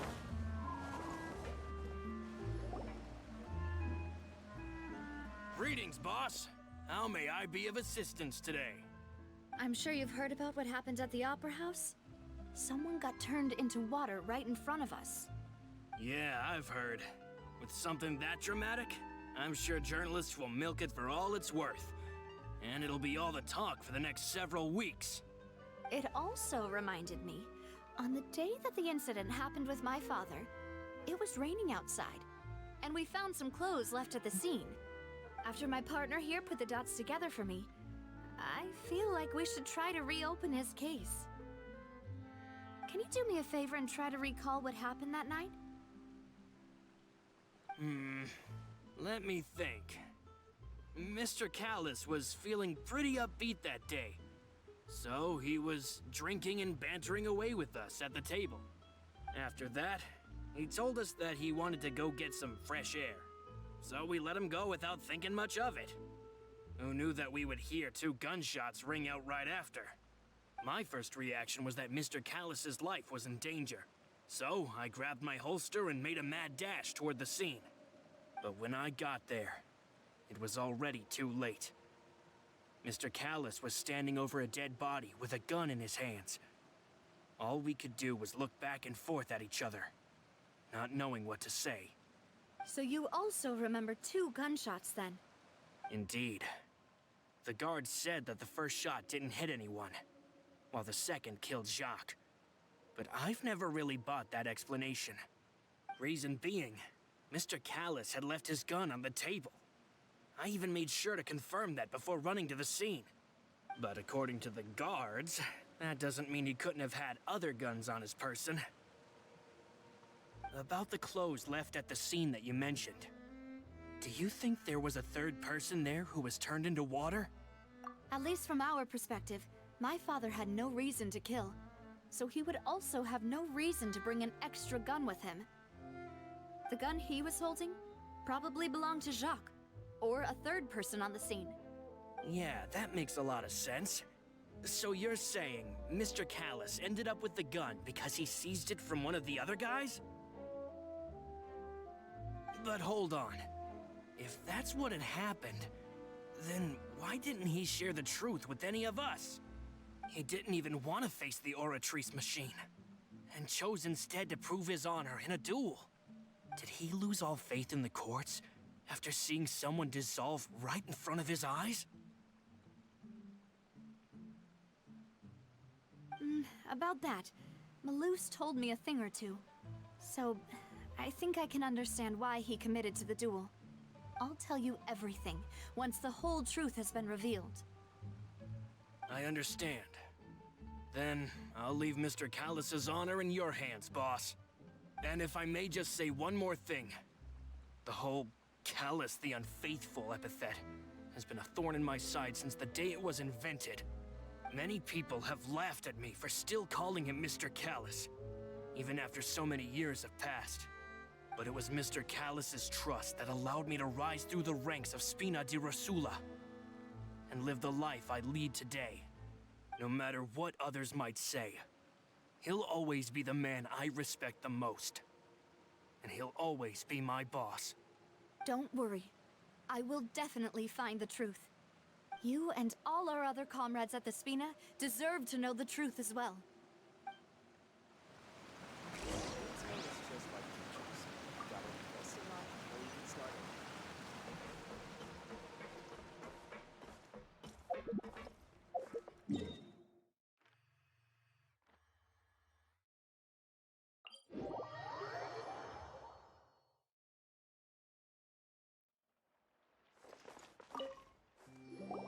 Hey, Thierry! It's me! Oh, now, what brings you here, Miss Navia? I've heard that you made quite the name for yourself at the Opera House. Oh, so you've caught news of that already. Oh, okay. Hey, I'm also a member of the Guards, you know. The way you make it sound, people would think I was sent off to Poisson because I had done something wrong. Are you sure there isn't a little bit of truth in that? Under normal circumstances, shouldn't you have been called back to the city already? I mean, where I work is really up to me. Let's just say I enjoy the ambiance of Poisson. Callus did a fantastic job running the town, building Spina di Rosula from the ground up and clearing many obstructions in my way. It would be next to impossible for me to find a similarly easy but high-paying job in the city. Anyway, enough chit-chat. Are these two friends of yours? You, here for some formal business? Yes. These two are my partners. What happened at the Opera House made us realize that Linny's case and my father's may be related. We're trying to reinvestigate the details of my father's old case. Ah, I get it. You think there might be more to the case now that we know people can be dissolved into water, right? I was also flabbergasted when I first heard of it. If you want to go through the original files from your father's case, I can help you look for them. That'd be much appreciated. Thank you. Actually, I have another question. Do you have the authority to dispatch Gardamex? Of course. Without them, I couldn't possibly handle Poisson on my own. Why do you ask? We definitely can't use them to forcefully get more evidence for your father's case. Well, you see, just recently, we were attacked by a horde of unnumbered Gardamex in the city. So, if you hypothetically wanted to do something against me, all you would need to do was get rid of the mecha serial numbers and send them after me. Then you think too highly of my abilities. Dispatching mecha is very different from controlling them. If I had to make an analogy, when you order a dish, the chef will make it for you. You can ask the chef to cook, but not to massage your shoulders or carry your baggage. If you try to make unreasonable demands, the chef would just think you're out of your mind and ignore you completely. The same goes for me and my Gardamex. Removing a serial number is also not as easy as you might think. There are a lot of complex steps to it, and it's almost impossible to keep it a secret. So I can promise you, those mecha were definitely private units. They're certainly not cheap. So, whoever their owner is must be super rich, powerful, or both. Now that you mention it, though, being in the synth business would definitely be profitable enough to afford this. Oh, then you're officially in the clear, Thierry. Oh, well, thank you for the vote of confidence, Navia. Jokes aside, I'd like to wish you all the best with your investigation. I'll be staying in the city for a little while, so just come find me if you need any support from the guards.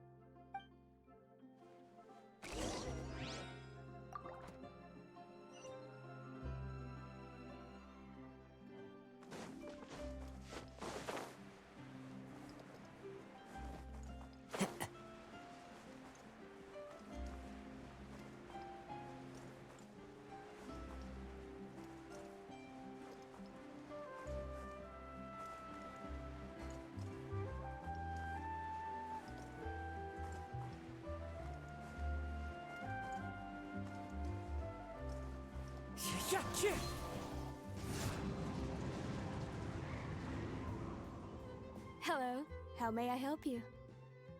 I'm here to see Marcel. Could you please let him know? You can just say Navia's looking for him. Sure, I will let him know right away.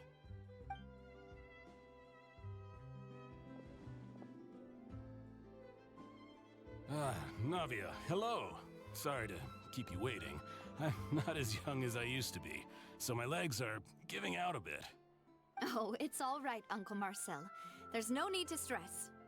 I just wanted to talk to you briefly about what happened in the Opera House. I'm sure you saw everything too, right? Yes, I've never seen anything so strange. Oh, you were at the Opera House too? That's right. I went there with Navia to see the magic show. Who knew it would turn into a whole murder mystery? I also witnessed your marvelous sleuthing work. Quite impressive. To beat the Hydro Archon at her own game on her own turf, I can already imagine everyone in Fontaine discussing your exploits over a few glasses of wine. Oh, Paimon doesn't want to become the talk of drunkards. Apologies. It's just how Fontaine is as a nation. Everyone loves drama and theatrics. Uncle Marcel, you've also noticed that other thing, right? The fact that humans can dissolve in water? Yes, I was reminded of your father's case right away. Is that what you're investigating now? Exactly. I still don't have much solid proof, but I can sense that the other side has already begun to act. Oh, and what makes you say that? We were attacked on Araneus by some unnumbered Gardamex. And there was also an attempt to get me to drink water from the primordial sea. If not for the vigilance of my partner, I probably wouldn't even be here talking to you right now. Oh, you're giving us too much credit. Wasn't it you who protected us? Alas, it seems things are heating up again. The peace that Callus sought so dearly will soon become a thing of the past. But rest assured, Navia, Poisson will always remain a safe haven for you. If you're scared, you can always return there. If anyone dares to lay their hands on you there, the Confrérie of Cabriere will use its funds to the last Mora to bring them to justice. Thank you, Uncle Marcel. But I don't intend to go into hiding. I'm going to strike while the iron's hot. Do you have any new thoughts on my father's case? About that. Sorry, my age is catching up with me, so it'll take me a while to recall my memory.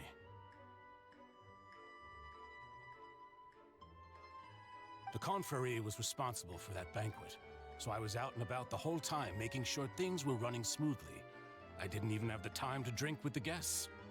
Then I heard the sound of a gunshot, and the rest was history. Oh, it's okay. No need to push yourself.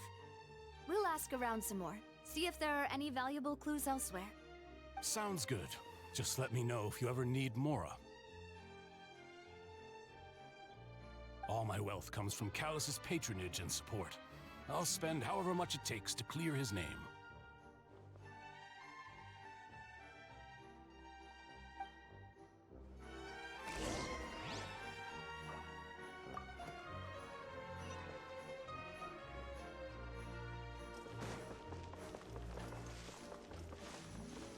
One with nature. We've talked to all three suspects, purely based on their conversations with me. None of them sounded particularly suspicious. I suppose that's to be expected, though. If a single conversation's all that's needed to find them out, then my father wouldn't have needed to investigate the case for so many years. Anyway, even though we didn't make a breakthrough, let's still compile what we were able to find. But where should we start? Ah, you're right! Flora mentioned that Callus probably only ended up with a gun because of circumstance. That makes sense. According to Jacques' family members, he already told them that he had been discovered, and that he had no choice before he left home that day. If I had to guess, he probably received an order from the synth boss to kill my father. Had he refused, he and his family's lives would have been forfeit. So, Jacques fired the first shot? Oh? And why is that?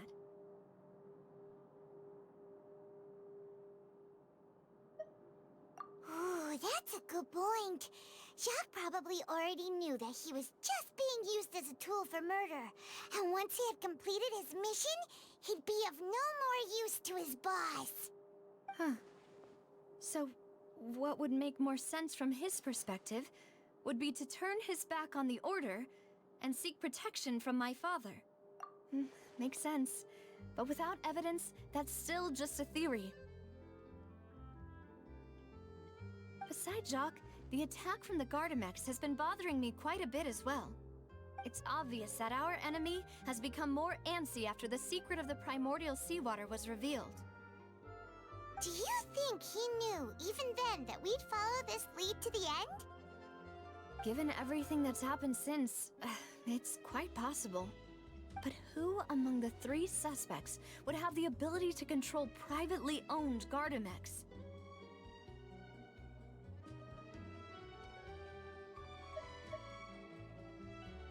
Uncle Marcel? My father did really trust him. And they worked together on a large number of projects. Maybe that's how he got to know Jacques. And with funds from the Confrérie, he could also afford a large number of Gardamex. It's still really hard for me to imagine, though. After all, Uncle Marcel has been around since I was just a child. Also, wouldn't this mean he has been spending a whole lot of Mora and energy to fight his own synth business?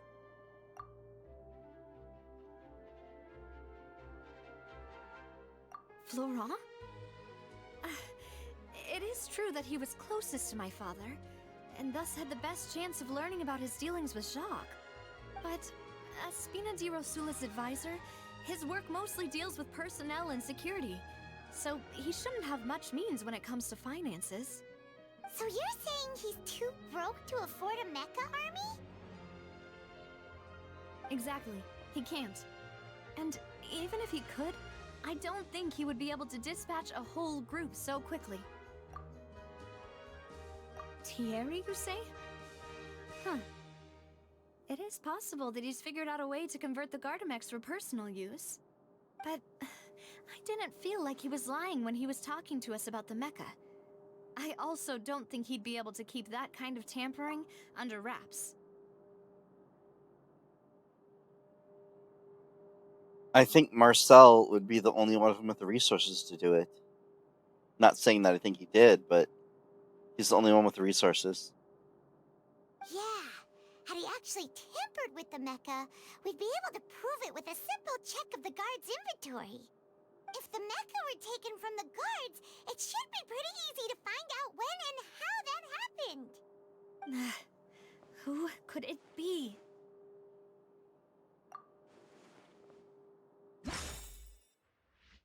All of them working together. Interesting.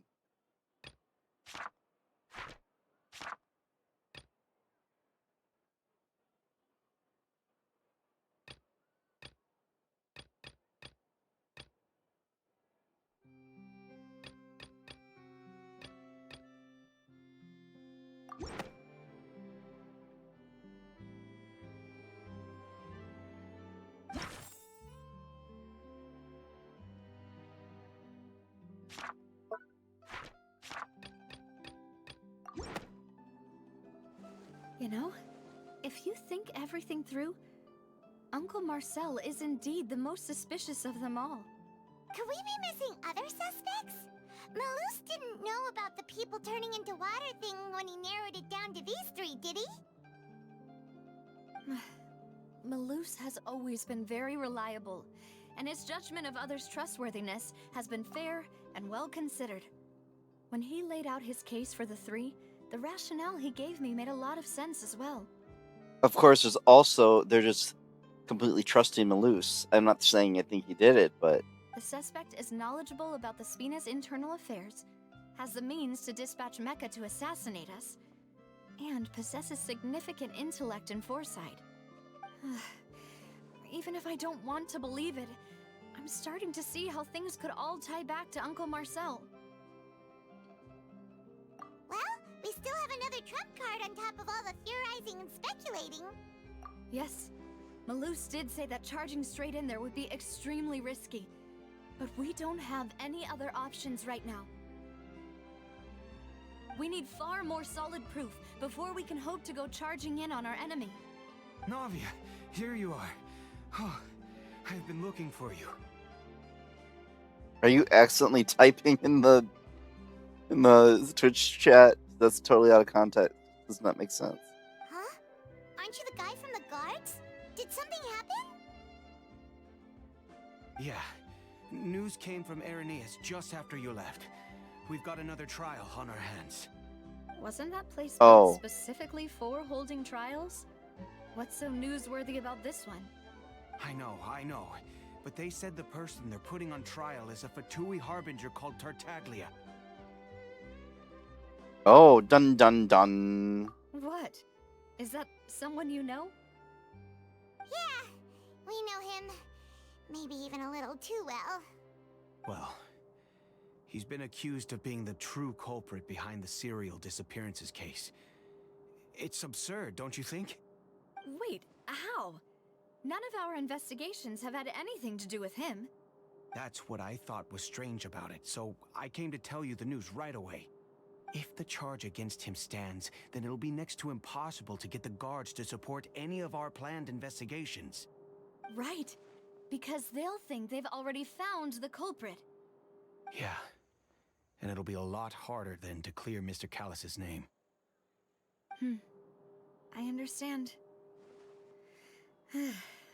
Well, partner, what do you think we should do?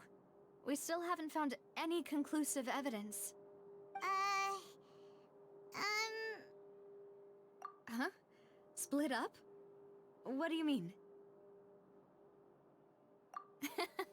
Just as expected of my partner. Since this is a trial about the serial disappearances case, the culprit's attention will be focused on Irenaeus, leaving his home base wide open.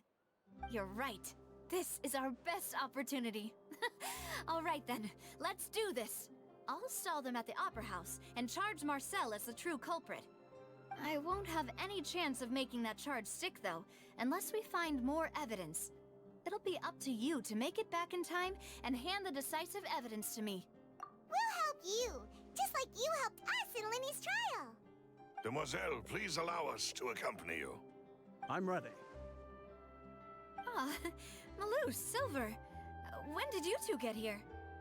We heard that you'll be leaving Poisson and figured that you might require our assistance. It's our hope that your confidence will be bolstered with the two of us by your side.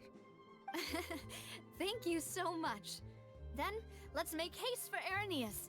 Paimon, Traveler, I'll see you at the Opera House. See you then!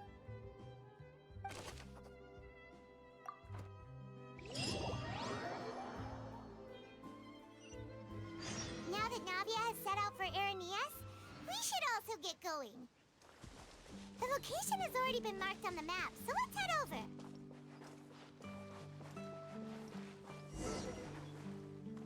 Huh.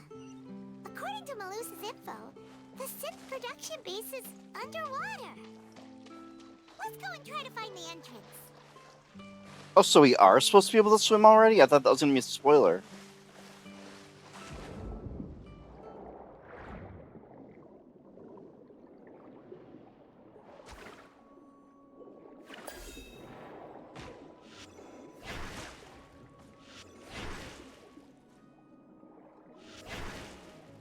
How am I missing?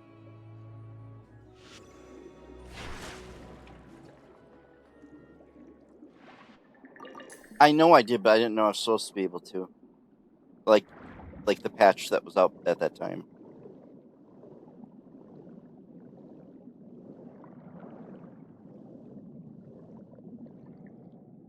Actually, I didn't go swimming significantly until today. Oops.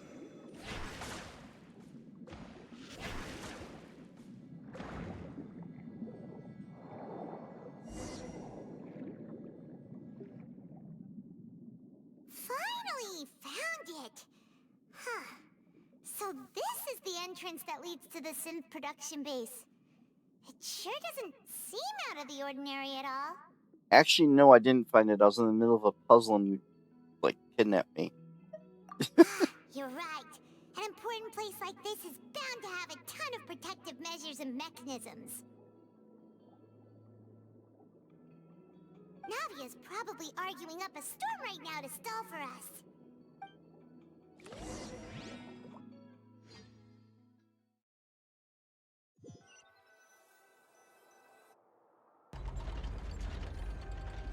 It would appear that I must repeat my question again, Mr. Tartaglia. I actually like the way they do the water combat in this one. There's like different creatures you can copy the abilities of. Do you accept the charge that you are the true culprit behind the serial disappearances case? That's funny. I thought it was great. To be perfectly honest, I don't understand your country's complicated court system, or the reason why I'm being charged with something I've never even heard of. However, I did hear that people who have been charged can choose to participate in a duel to clear their name. Is that right? In which case, as long as I accept the charge, I can have an all-out fight with that champion duelist Clorend, right? I've got to admit, that's one of the most enticing offers I've ever received. When I privately sparred with her last time, she was obviously holding back. Real disappointing. Hey! Don't you understand? You're currently the prime suspect for a major case.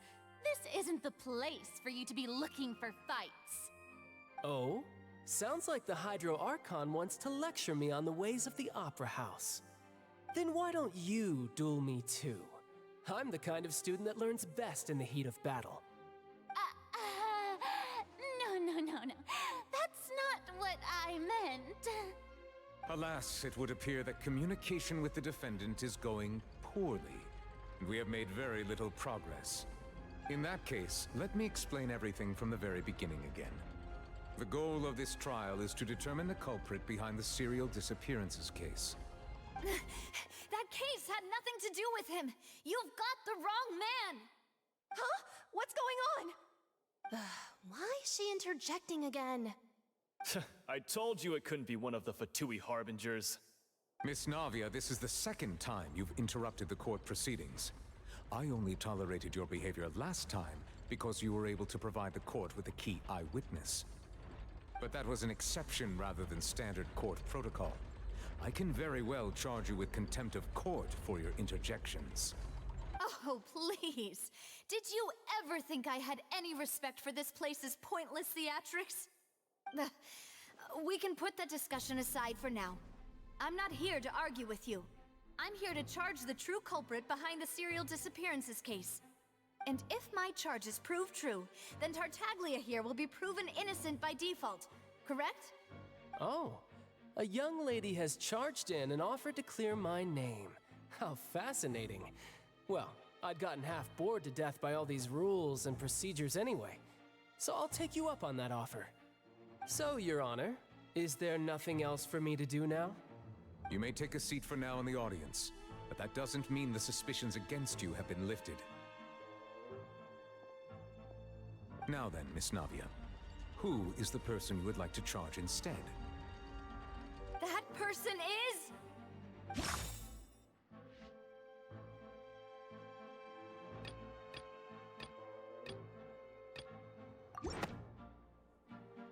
Marcel, the head of Confrérie of Cabriere! Huh? What confrérie? Never heard of them in my life. I've heard of them, but weren't they Spina di Rosula's sister organization? Oh, is this going to be a friends to enemies type situation? Please let me remind you, Miss Navia, that charging someone is an incredibly serious matter. Committing to the charge also means taking on the legal responsibilities associated with it. And if the charge fails, depending on the circumstances, you may also be charged with the crime of making a false accusation. Knowing this, do you still wish to charge this man? Yes, I do. In that case, I declare the charge to be valid. Miss Navia and attorneys, please take your places on the court.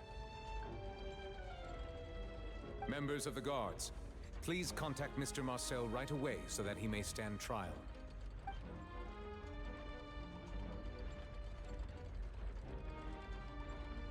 Mr. Marcel, you will not require an attorney. Is that correct? Apologies. It all just happened so quickly. I still haven't figured out what's going on. I think an attorney won't be necessary. This is probably just a misunderstanding between me and Navia. Very well. In that case, since both sides have now arrived, Miss Navia, please present your charges. I would like to take everyone back to 3 years ago, to the case of Callus the Unfaithful.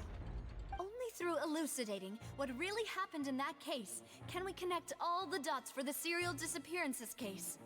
Navia, do you really think that I was the one who killed your father? Come on, why would I do that? Callus was my benefactor, and remember both you and I only ran to the scene when we heard the sound of a gun. If that's enough to make me a suspect, wouldn't that make everyone at that banquet a suspect as well? I think there's no point in getting into the specifics right now. The audience doesn't even have the big picture yet. Even I'm struggling to remember some details of that case. Exactly correct, Your Honor. I must refresh everyone's memory about that case before I can explain my charge and reasoning. I see. In which case, I will recount the findings about that case as originally recorded by Maison Gardiennage.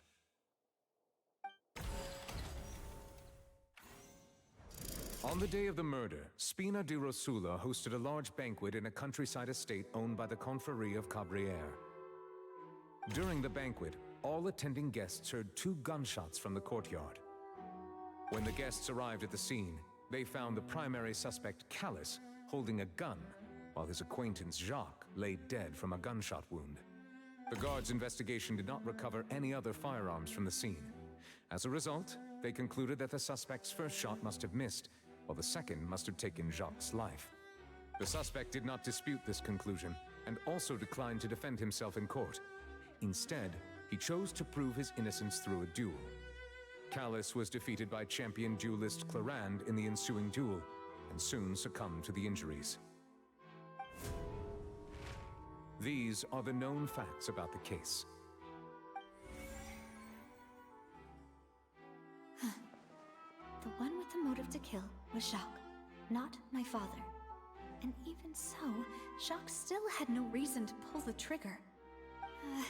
In truth, the third person shot Jacques first, and was shot in turn by my father when my father seized the gun from him. After that, the true culprit turned the third person into water, erasing all traces of him from the scene. Thank you for the summary, Your Honor. Of course, the guard's conclusion appeared quite sensible to us at the time. However, we should revisit the case now that we've gained new information about the abilities of water from the primordial sea.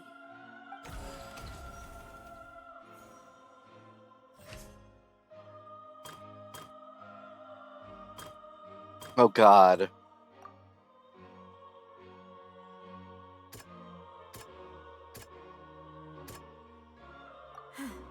Something's not right. Let me think for a little while longer. They're like, you think you're doing a dungeon? Yeah, you are, but at the same time, this is going on too. You have to do that first.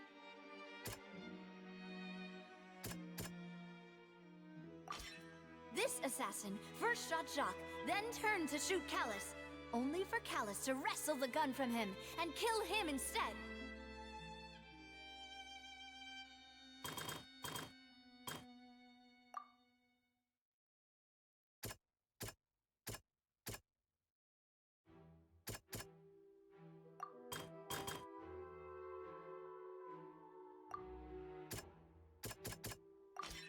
A pile of clothing was found at the scene. The guards once believed they were used by Jacques as a costume to disguise himself. But now, it is clear that the clothes were proof that there was a third person at the scene, and that they were turned into water after committing the murder. Since it was raining that day, the culprit was confident that they could use the rain to wash away all traces of their dissolved accomplice.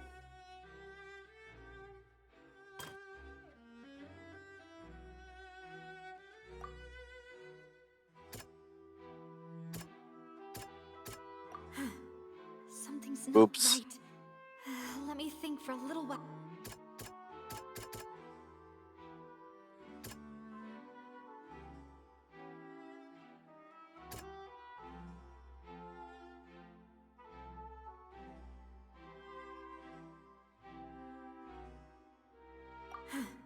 Something's not right. I am failing.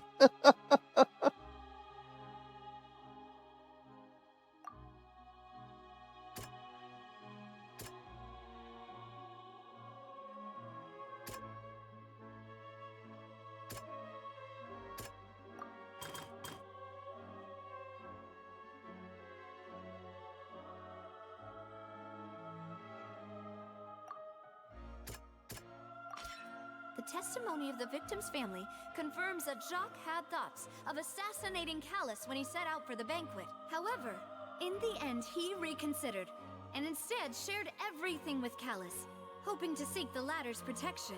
Unfortunately for Jacques, the true culprit had already considered this possibility, and had sent out another assassin. Realizing this, the true culprit caused the hired assassin to dissolve into water, leading everyone to believe Callus was responsible for Jacques' murder. This is the true version of events.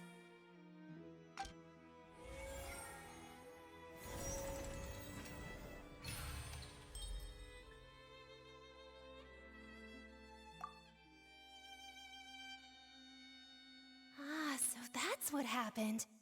Wait, you're telling me something as dangerous as water from the primordial sea has been used for all these years? What a great theory. It also explains Callus's and Jacques' respective motives. I guess they didn't shoot each other after all. Mr. Marcel, you are the one being charged with the crime. You should provide a rebuttal if you wish to prove your innocence. Ah, but I think I agree with everything Navia just said. In fact, there was nothing in her speech that directly implicated me. Then, may I ask some questions?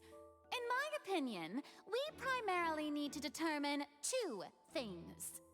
One, do you have the evidence to back up your claims? I'm afraid not. At least not at this very moment. Boo! If you don't have any evidence, you should just go home!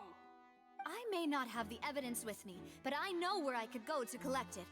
If we look up the deserted clothes against a record of people who went missing around the same time, we should be able to find a match.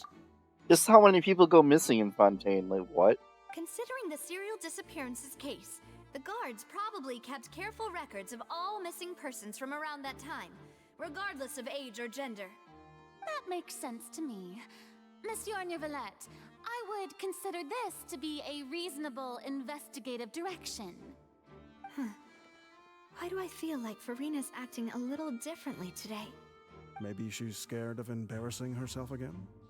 Alternatively, she's become more diligent after charging an innocent citizen in the last trial. My second question has to do with the ensuing duel. If the truth is indeed as you described, then why didn't Mr. Callus explain himself in court? If he had testified that a person had been dissolved, he could have at least mounted a defense. I've thought about this too, and the answer is actually pretty simple. He felt there were things that were more important to him. The dissolving power of water from the primordial sea is an important secret for the true culprit of the serial disappearances case. My father could have exposed it for all to see, but he chose to take it to the grave. At that time, Spina di Rosula was in dire straits, and his reputation had already been shattered. He had no guarantee that going forward with the truth would allow the culprit to be brought to justice. What was certain, however, was that it would paint a gigantic target on my back. Boss once told me that Demoiselle had already been selected as the next target of the serial disappearances case. What? If the secret had gotten out, the culprit would have fought an all-out war with Espina right there and then. I wouldn't have been the only one in danger. All of us would have stood to lose our lives. Of course, the guards might eventually figure out the truth of the matter and determine that we were in the right. But what good would that do? How can a hollow verdict protect anyone? Had this opera house ever given my father any kind of confidence in its brand of justice, Spina di Rosula would have had no reason to exist. But by staying silent, we retained the ability to deter our opponents and continue the stalemate. I was able to become Spina di Rosula's president, which made me harder to target, as well as giving me more time to grow and learn.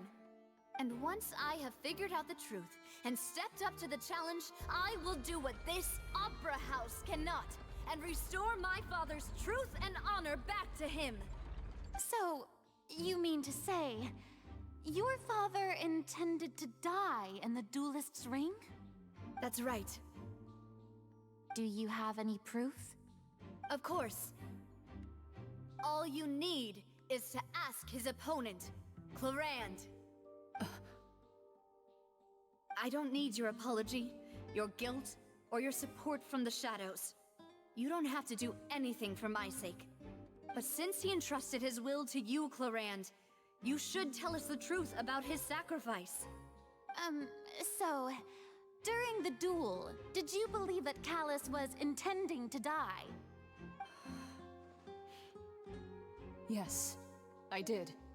As a champion duelist, I've fought many battles and taken a countless number of dishonored lives.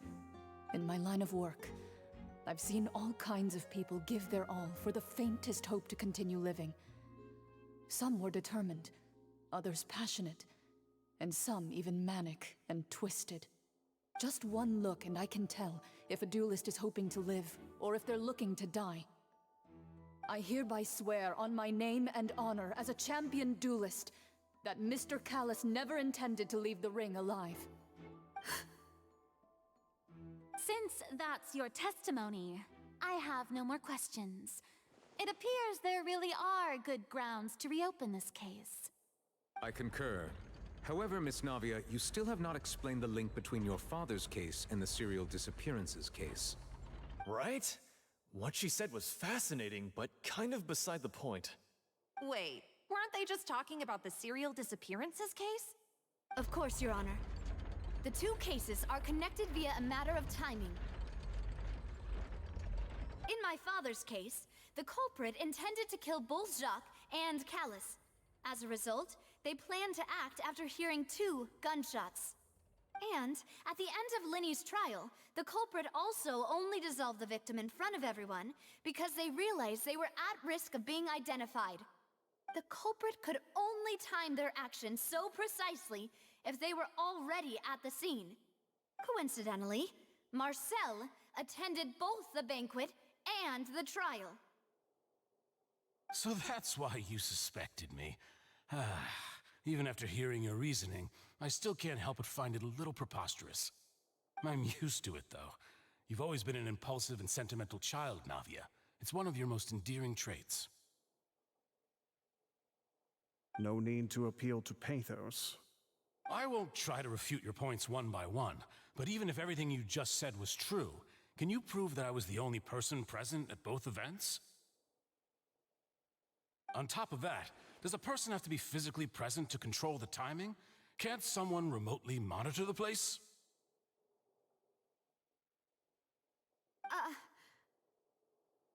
Know what she can say to that. I know that even with that, you might still think you can reduce the list of suspects with some further investigations, until I'm the only one left on the list. Alas, who won't feel at least a little hurt by an accusation of murder from a girl you see as your own daughter? But if I were to dismiss this completely, you'd also think I'm not being considerate of your feelings. Ah well, let Uncle Marcel teach you another lesson. Do you know what the biggest flaw in your reasoning is? I suppose you're gonna tell me anyways. It's timing again. I'm a businessman by trade. From that standpoint, there's no reason for me to kidnap young women. It's a high-risk action with nothing to gain. In addition, I left my home in Snezhnaya when I was young to come to Poisson and work in some trade. My business only thrived when I received Callus's patronage. But the disappearances began before I ever stepped foot in Fontaine. I do apologize, Demoiselle. This was my mistake. No, it's not your fault. I'm sure he had come prepared. Is there anything else you'd like to say? Would you like to check the date of my first business license against the first known case of the serial disappearances? You can also take a look at my border entry records, or ask my friends and family when I left Snezhnaya for the first time. Could those records and testimonies do something to appease the unspeakable anguish in your heart? Seems like she got the wrong guy. At this rate, Navia will be convicted for falsely accusing him. I think you've done a superb job of dissecting your father's feelings as he neared the end of his life. But aren't you going against all of his wishes and expectations right now? He wished for you to become more rational, collected, and conscientious, instead of dwelling only on your own feelings. Once you've learned to be more considerate of others' feelings, and to stop rushing headlong into things, you'd have met most of his expectations. This isn't just about me, and it never has been. The biggest difference between me and the rest of the victims is that I still have the ability to search for the truth. while that same agency has long been taken from them. The people whose families were destroyed by synth abuse, the people who lost their loved ones to the serial disappearances, and the people who suffered tragic ends due to their sense of justice. Many people's images are flashing before my eyes. I'm sure some are coming to those of you in the audience as well. And whose image do you see, Marcel? Is it a man named Vacher? Oh, so you do know that name. I'm merely surprised you'd suddenly say the name of someone I've never even heard of. I was waiting for you to say that.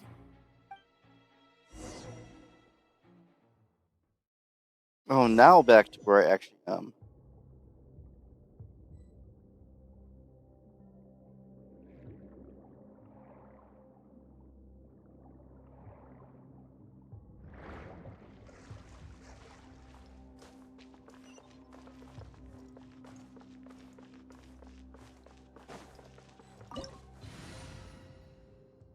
Oh, so that's how they did it. They let you choose afterwards. They didn't go like, yeah.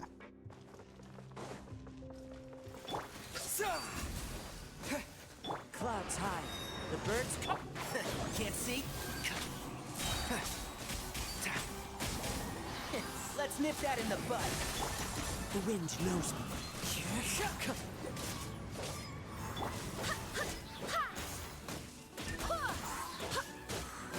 One with the forest.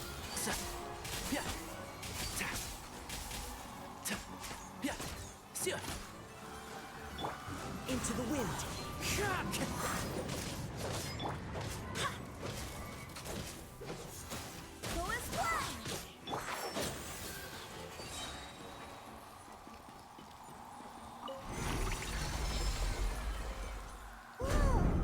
The floor is going up!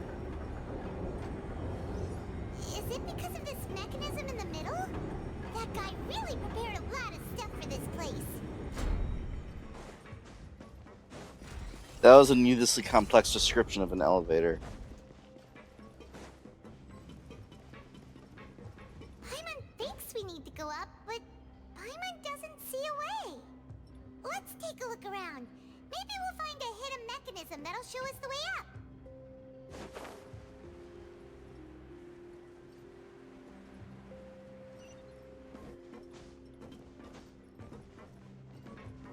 Gee, I wonder where it is.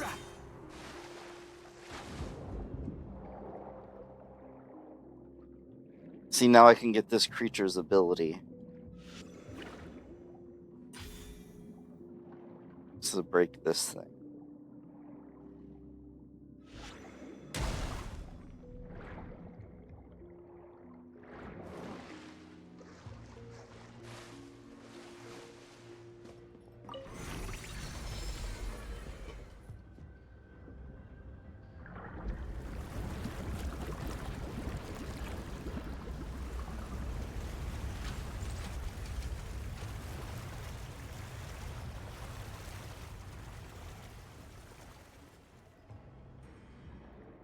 That was very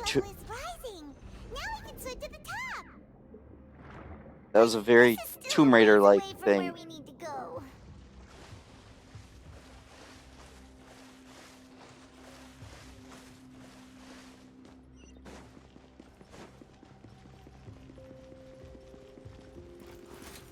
Fallen leaves adorn my enshroud. I hear everything.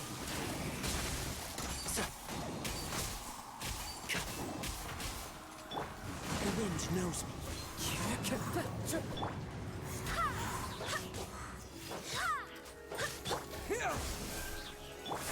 Can't see? I'll uproot you.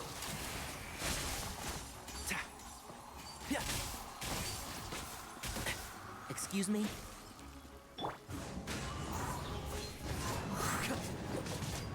Scatter! Spring forth! Clouds high. The birds call into the wind. Enshroud! I hear everything. Wind, hear me.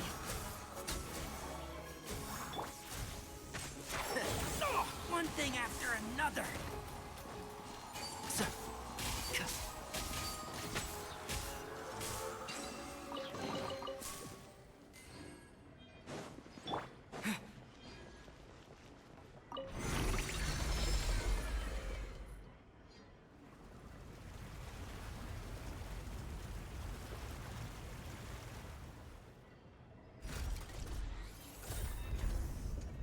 if you're still there, sorry this is going a little bit later than I planned as far as One Piece goes, but I can stop after this. Clear, let's go!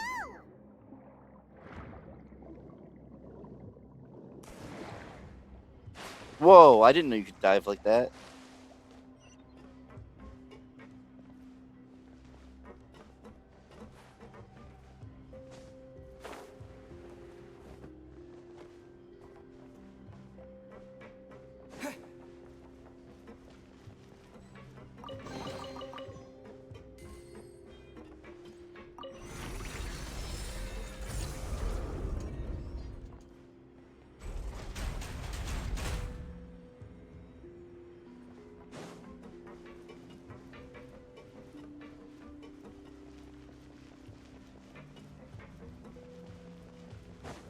Propagate! And shroud! Oh, bury it! Let's nip that in the bud.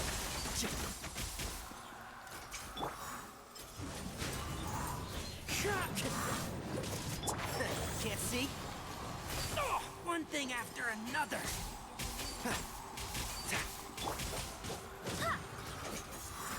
Go as one! And shroud!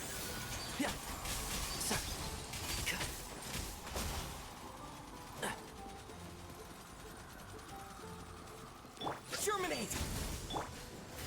The wind knows me. Fallen leaves, adorn my one with the forest. I'll uproot you! Barbados, guide us. Here! Wind strike.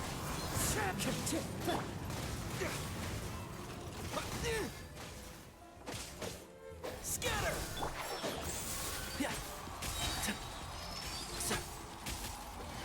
Let's nip that in the bud. One with nature.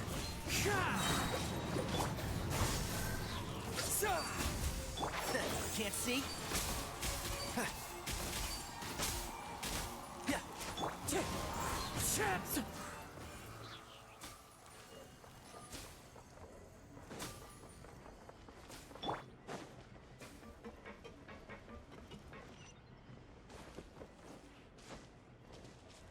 I leveled Gene up enough to be useful, but Barbara creating dendro reactions would probably be better.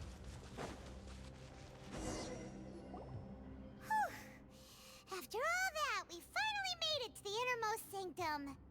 Though, as expected, the mastermind isn't here.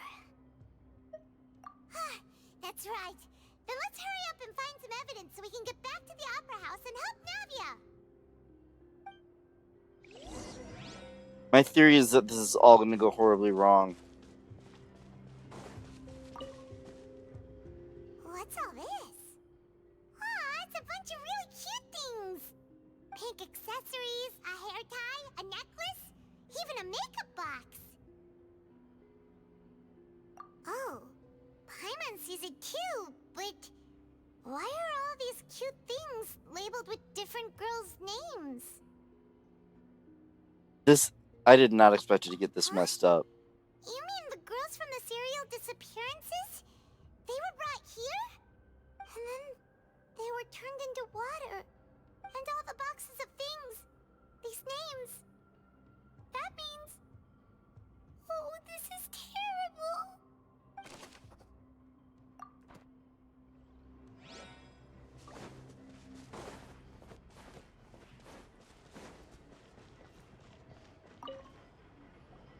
Whoa. There's so much synth here.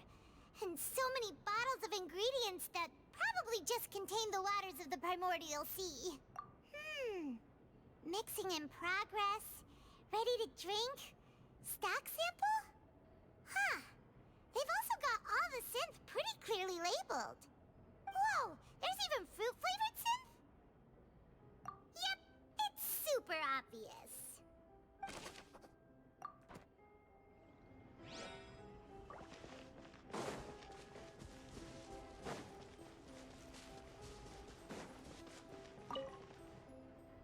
Let's see what's written here.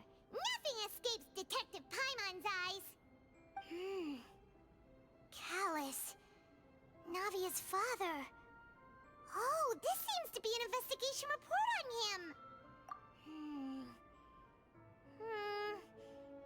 Yep, it's about finding someone to assassinate Jacques and Callus because of a lack of confidence that Jacques himself would go through with it. This should prove the existence of the third person, right? We still have not determined the exact content of the key information Callus has passed on to certain members of his organization. The old dog's a real menace to deal with. Even if he abides by the promise he's made to us, he will still have the upper hand. He can act whenever he wants to make our lives miserable. The only option left is to remove him from the picture entirely. I concur. Let's send someone to kill him. He won't declare war as long as we don't touch Navia. Oh, seems like we've got a bunch of correspondence between the higher-ups. You're pretty stupid for keeping all this. They're all just so evil.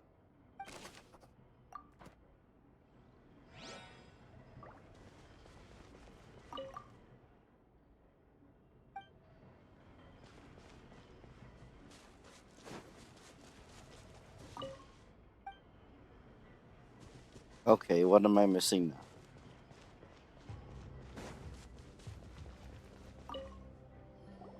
What's this over here? Looks like some kind of place for research.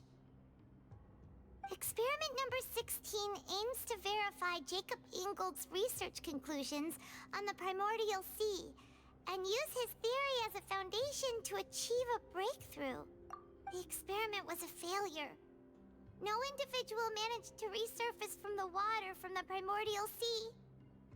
Female specimens 22, 23, and 24 were dissolved. Sorry, Traveler. Paimon will try her best. It's just that Paimon's never read something so scary before. How can someone write something that terrible in such a matter-of-fact tone? You read the rest. Paimon's too scared to keep going.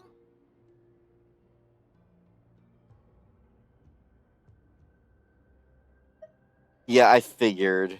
So that's why he did all of these experiments. But did he really think he'd be able to find a way just by dissolving people over and over? That's just insane! Yep, Vache is probably the one who's behind it all. Huh? Isn't that the name you heard by the fountain? Paimon thought he was an eyewitness in the serial disappearances case. You mean Vache is the one who did all of these... experiments? So that's it! Vache was no victim, but personally took his lover and... No, that's not it either! If that's the case, why would he want people to resurface from the water?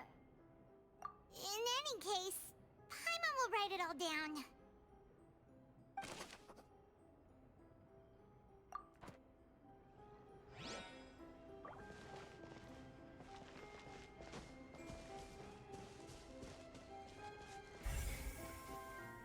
I forgot about the clue button. What am I missing?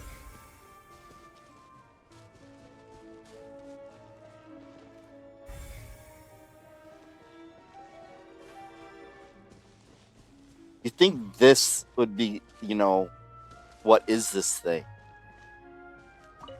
There it is. Oh, look! There's an important-looking basin over here, and it's full of water! That means this is where they make all the synth! And that special water is the main ingredient! If you dilute it with normal water, you'll get synth, but the pure stuff can dissolve a human! Paimon will take notes on this incriminating evidence.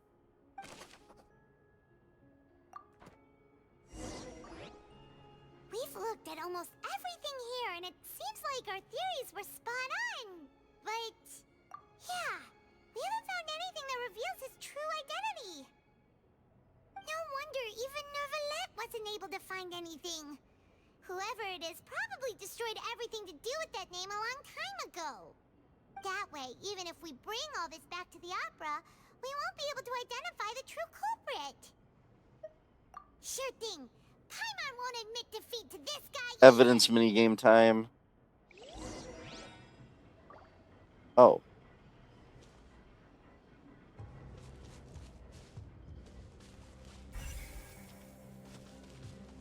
Oh, I have to look at them all again. You take that side and Paimon will take this side. Check everything carefully.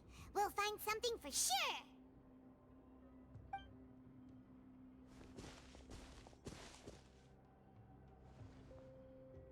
Ugh. Nothing at all. And Paimon can't even find snacks either. Whoa, really?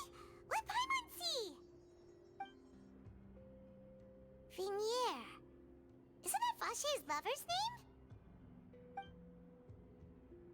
Then you found her diary. Let's see. Aw.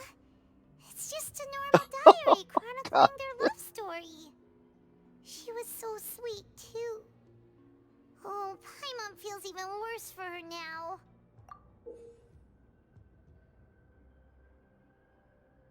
So many!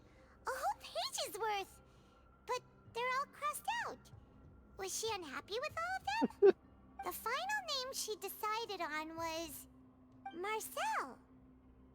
Wait, but Marcel's pretty old. Has this case been going on for so long that he's Vache and Vinier's grown son? Hey! Paimon still hasn't figured it out yet.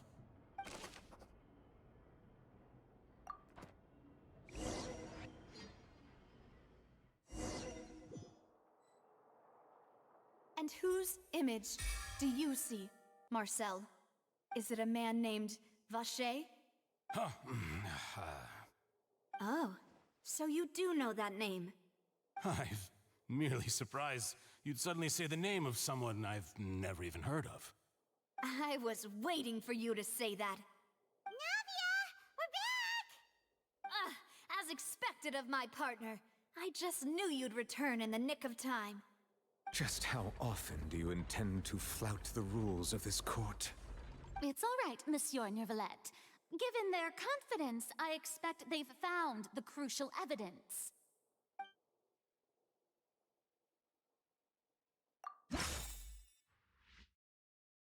Oh god. I'm not sure how I feel about this minigame.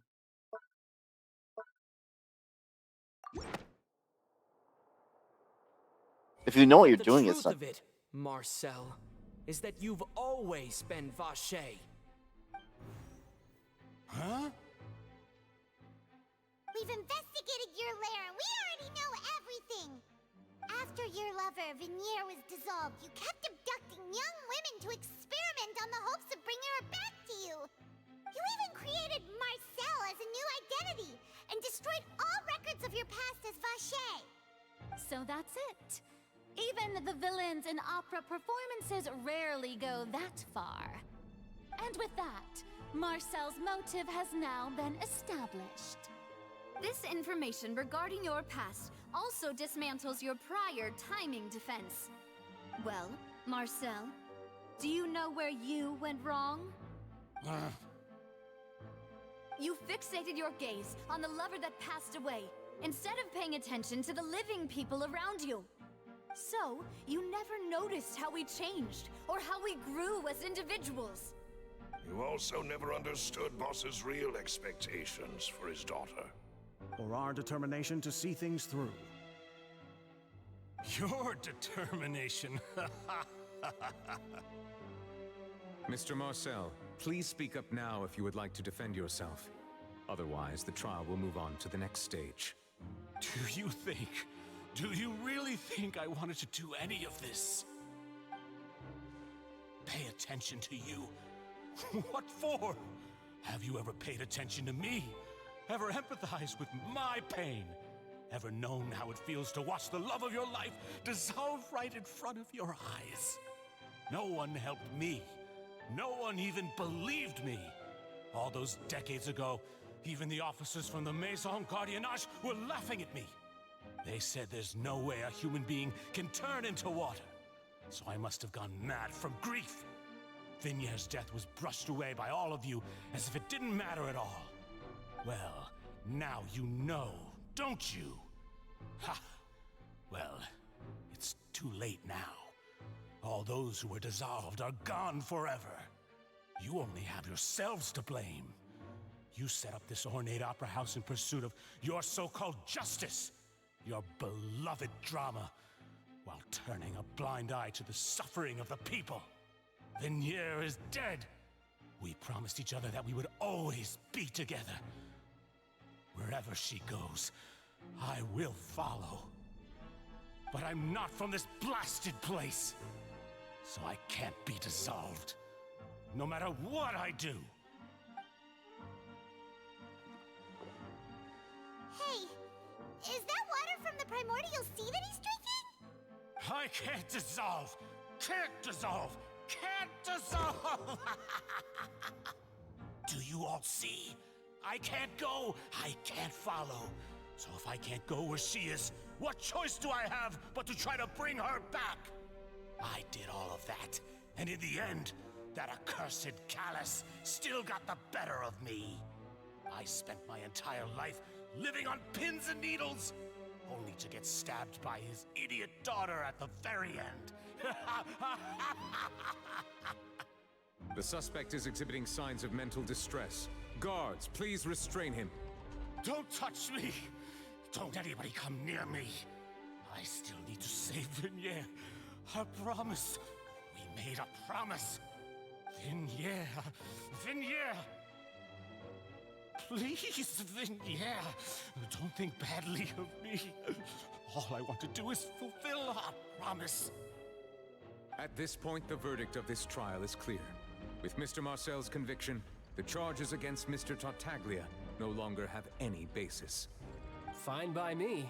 I was in a bad mood, but after a show like that, I'm actually feeling pretty good. Traveler, please submit all the evidence you have collected to the guards, so that I might review and summarize the truth behind the serial disappearances case. Oh god. Oh, I was sure there was going to be another minigame. The man now known as Marcel was originally named Vacher and worked as an adventurer with his partner and lover Vignier. During an underwater expedition, Vignier accidentally came into contact with water from the primordial sea and was dissolved in front of Vacher as a result. Vacher learned of the primordial water's existence through the work of others and began to kidnap young women for research, with the goal of discovering a method to restore Vignier back to life. To cover his tracks, he invented the new alias of Marcel and began to operate a business in Poisson.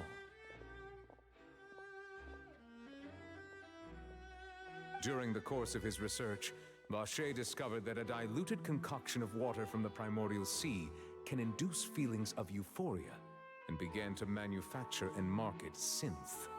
However, as he accumulated wealth to fund his continued research and expanded the scope, he came into conflict with Spina di Rosula.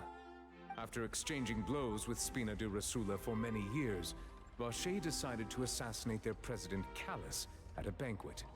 Although the assassination did not go as Vacher expected, he was able to turn Callus into the murder suspect by dissolving the assassin he sent to the scene.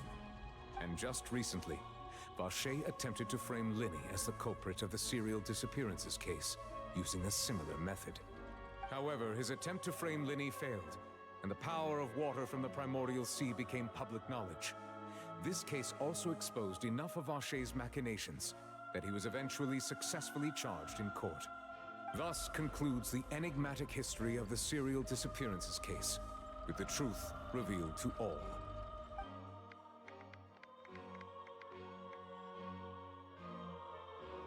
That applause. The Oratrice will now deliver the final verdict regarding the charges against Mr. Vacher.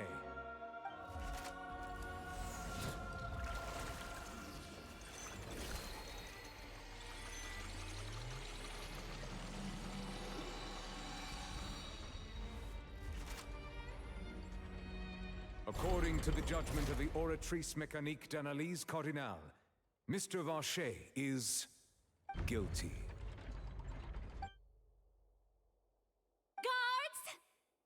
Vache away.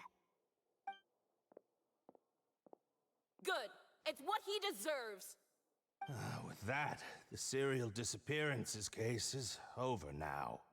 We really just witnessed history. Who would have thought the true culprit would be such a polite and well-spoken guy? Yippee! We helped Navia bring the bad guy to justice! He's hurt so many innocent people and now he's finally getting what he deserves! Huh? Are you okay? Demoiselle, you were absolutely brilliant. The day our late boss had always hoped for has finally come.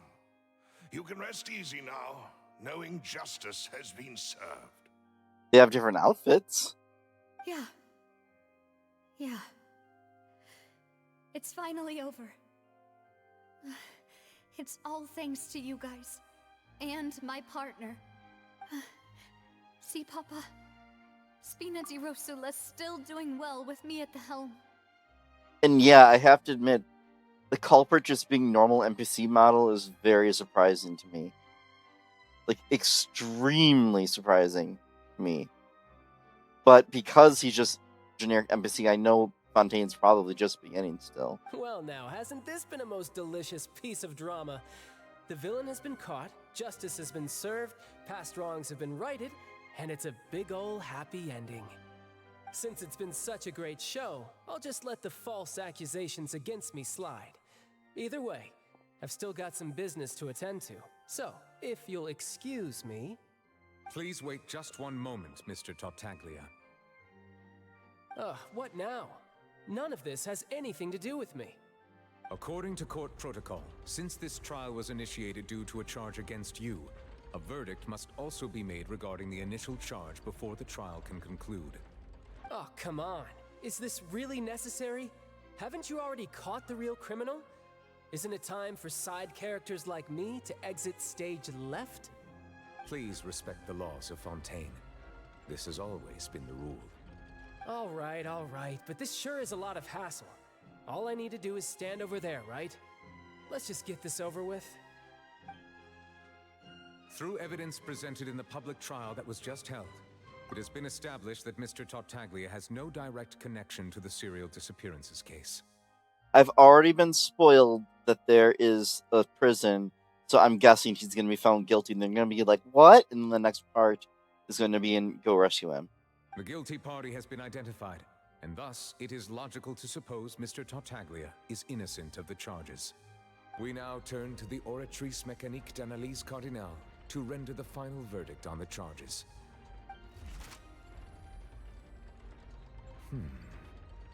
According to the judgment of the Oratrice Mécanique d'Analyse Cardinale, Mr. Tartaglia is guilty. What? Hey! That's not funny! Didn't you just say I'm supposed to be innocent? And yes, I should have been, like, I don't know. I don't know if I would have been surprised. Because I shouldn't know that there's a prison and, like, edgy prison character, and, oh well. Still, most of this has not been spoiled to me. What's with this verdict? Is your justice machine malfunctioning? Huh? This has never happened before. The Oratrice actually returned a different verdict from the Chief Justice. I mean, have you ever heard of an innocent Fatui Harbinger? Do you think the Oratrice might have just convicted him on general principle? And it's never gonna stop being amusing to me that this guy literally tried to destroy an entire country, and now he's just buddy-buddy with the Traveler and Paimon. His character quest has got to be interesting to justify that. But weren't the charges about the serial disappearances case? No matter what else he's guilty of, it shouldn't affect the verdict in this case, right? The judgment of the Oratrice Mécanique d'Analyse Cardinale is, by law, the final verdict of the court. We must accept the guilty verdict. Guards, please take the suspect into custody per court protocol.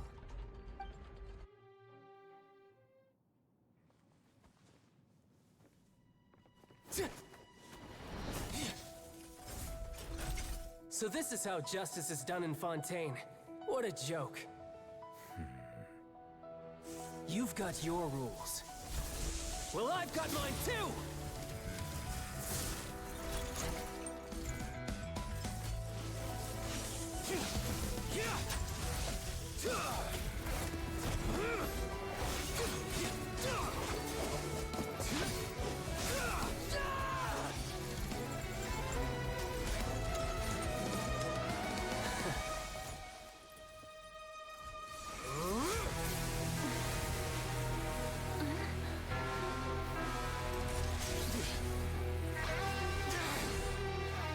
He's activating his spell legacy!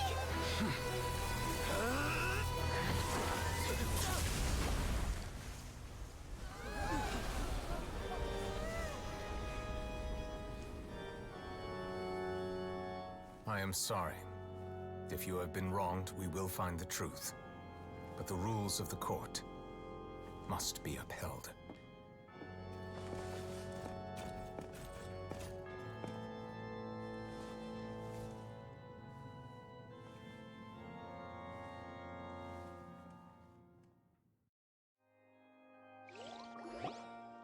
Hey, Monsieur Nouvellette, what's going on? Shouldn't they have been cleared already?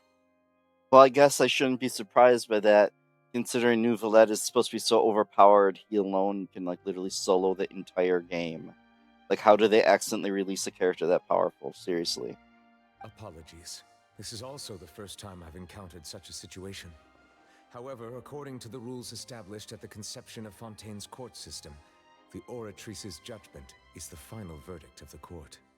All I do is follow court procedure. As for why the Oratrice arrived at the conclusion it did, you should probably ask someone more knowledgeable than me. Why are you looking at me? I had nothing to do with it! I don't know what happened there either! Hey, stop staring at me! What does Lady Farina mean by that? From what I understand, Dia is the opposite problem, where unless you have her C2, which I got because the game wanted me to have her for some reason, like, she's pretty bad as a 5-star. She says she has no idea either, but that's impossible. Didn't she create the Oratrice herself? Yeah, so are the verdicts reliable or not? Can results like this really be called justice?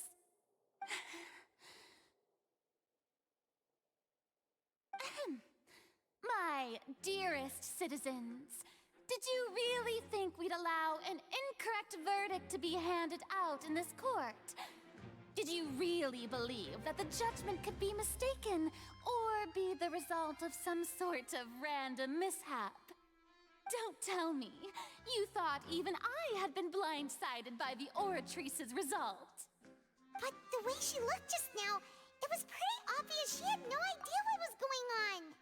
I have to admit, and I know you love her as a character, so no offense, but Farina is, like, way more, like, she's basically not as good of an Archon as I thought, judging from this. She's really trying to put on an act to make herself look way better than she is. Not that she's bad, but I didn't expect that aspect of her character. However, given the state of things, I shall give you an explanation. Everything that just took place, including my supposed shock and bafflement, was a part of an elaborate performance, with every action meant to stir up drama and excitement. And, of course, for every performance there is a script. Everything has unfolded exactly as I expected from the very beginning.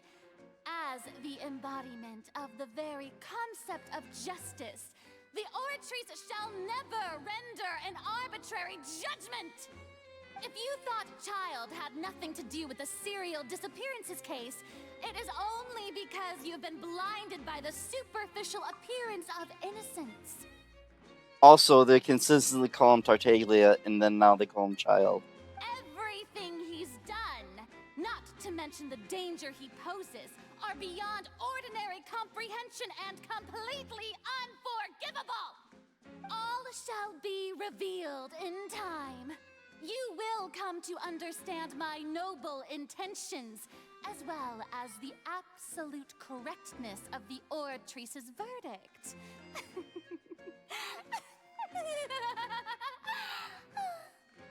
Now, having said that, although I hate to leave things hanging in suspense, it is now time for this performance to end.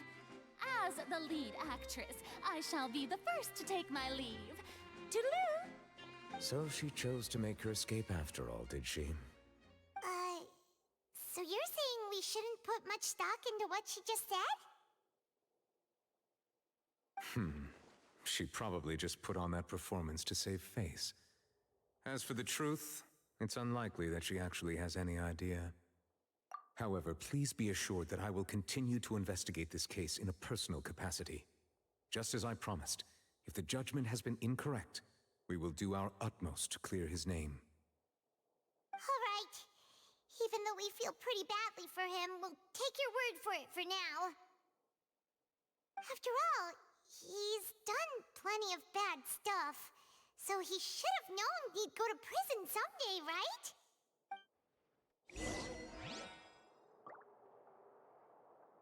Yep, but that's time to stop. Quite a bit later than I intended, sorry, but... And unfortunately, like, Jean's powerful enough to be my healer now, but she doesn't trigger reactions, so... Back to Barbara. Actually, did I ever finish the daily? I don't remember. Yes, I did.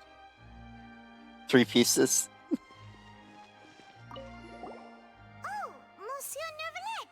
That power you showed when you took him down. Who are you really? I'm the Chief Justice of Fontaine, of course. If officers of the law lack the strength and capability to enforce it, then it makes a mockery of justice.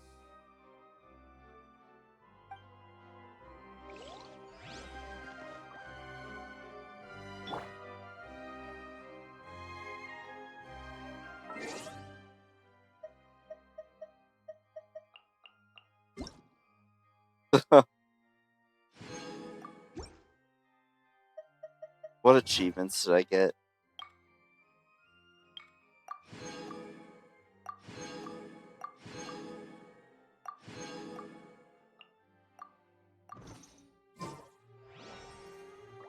What? Still more achievements?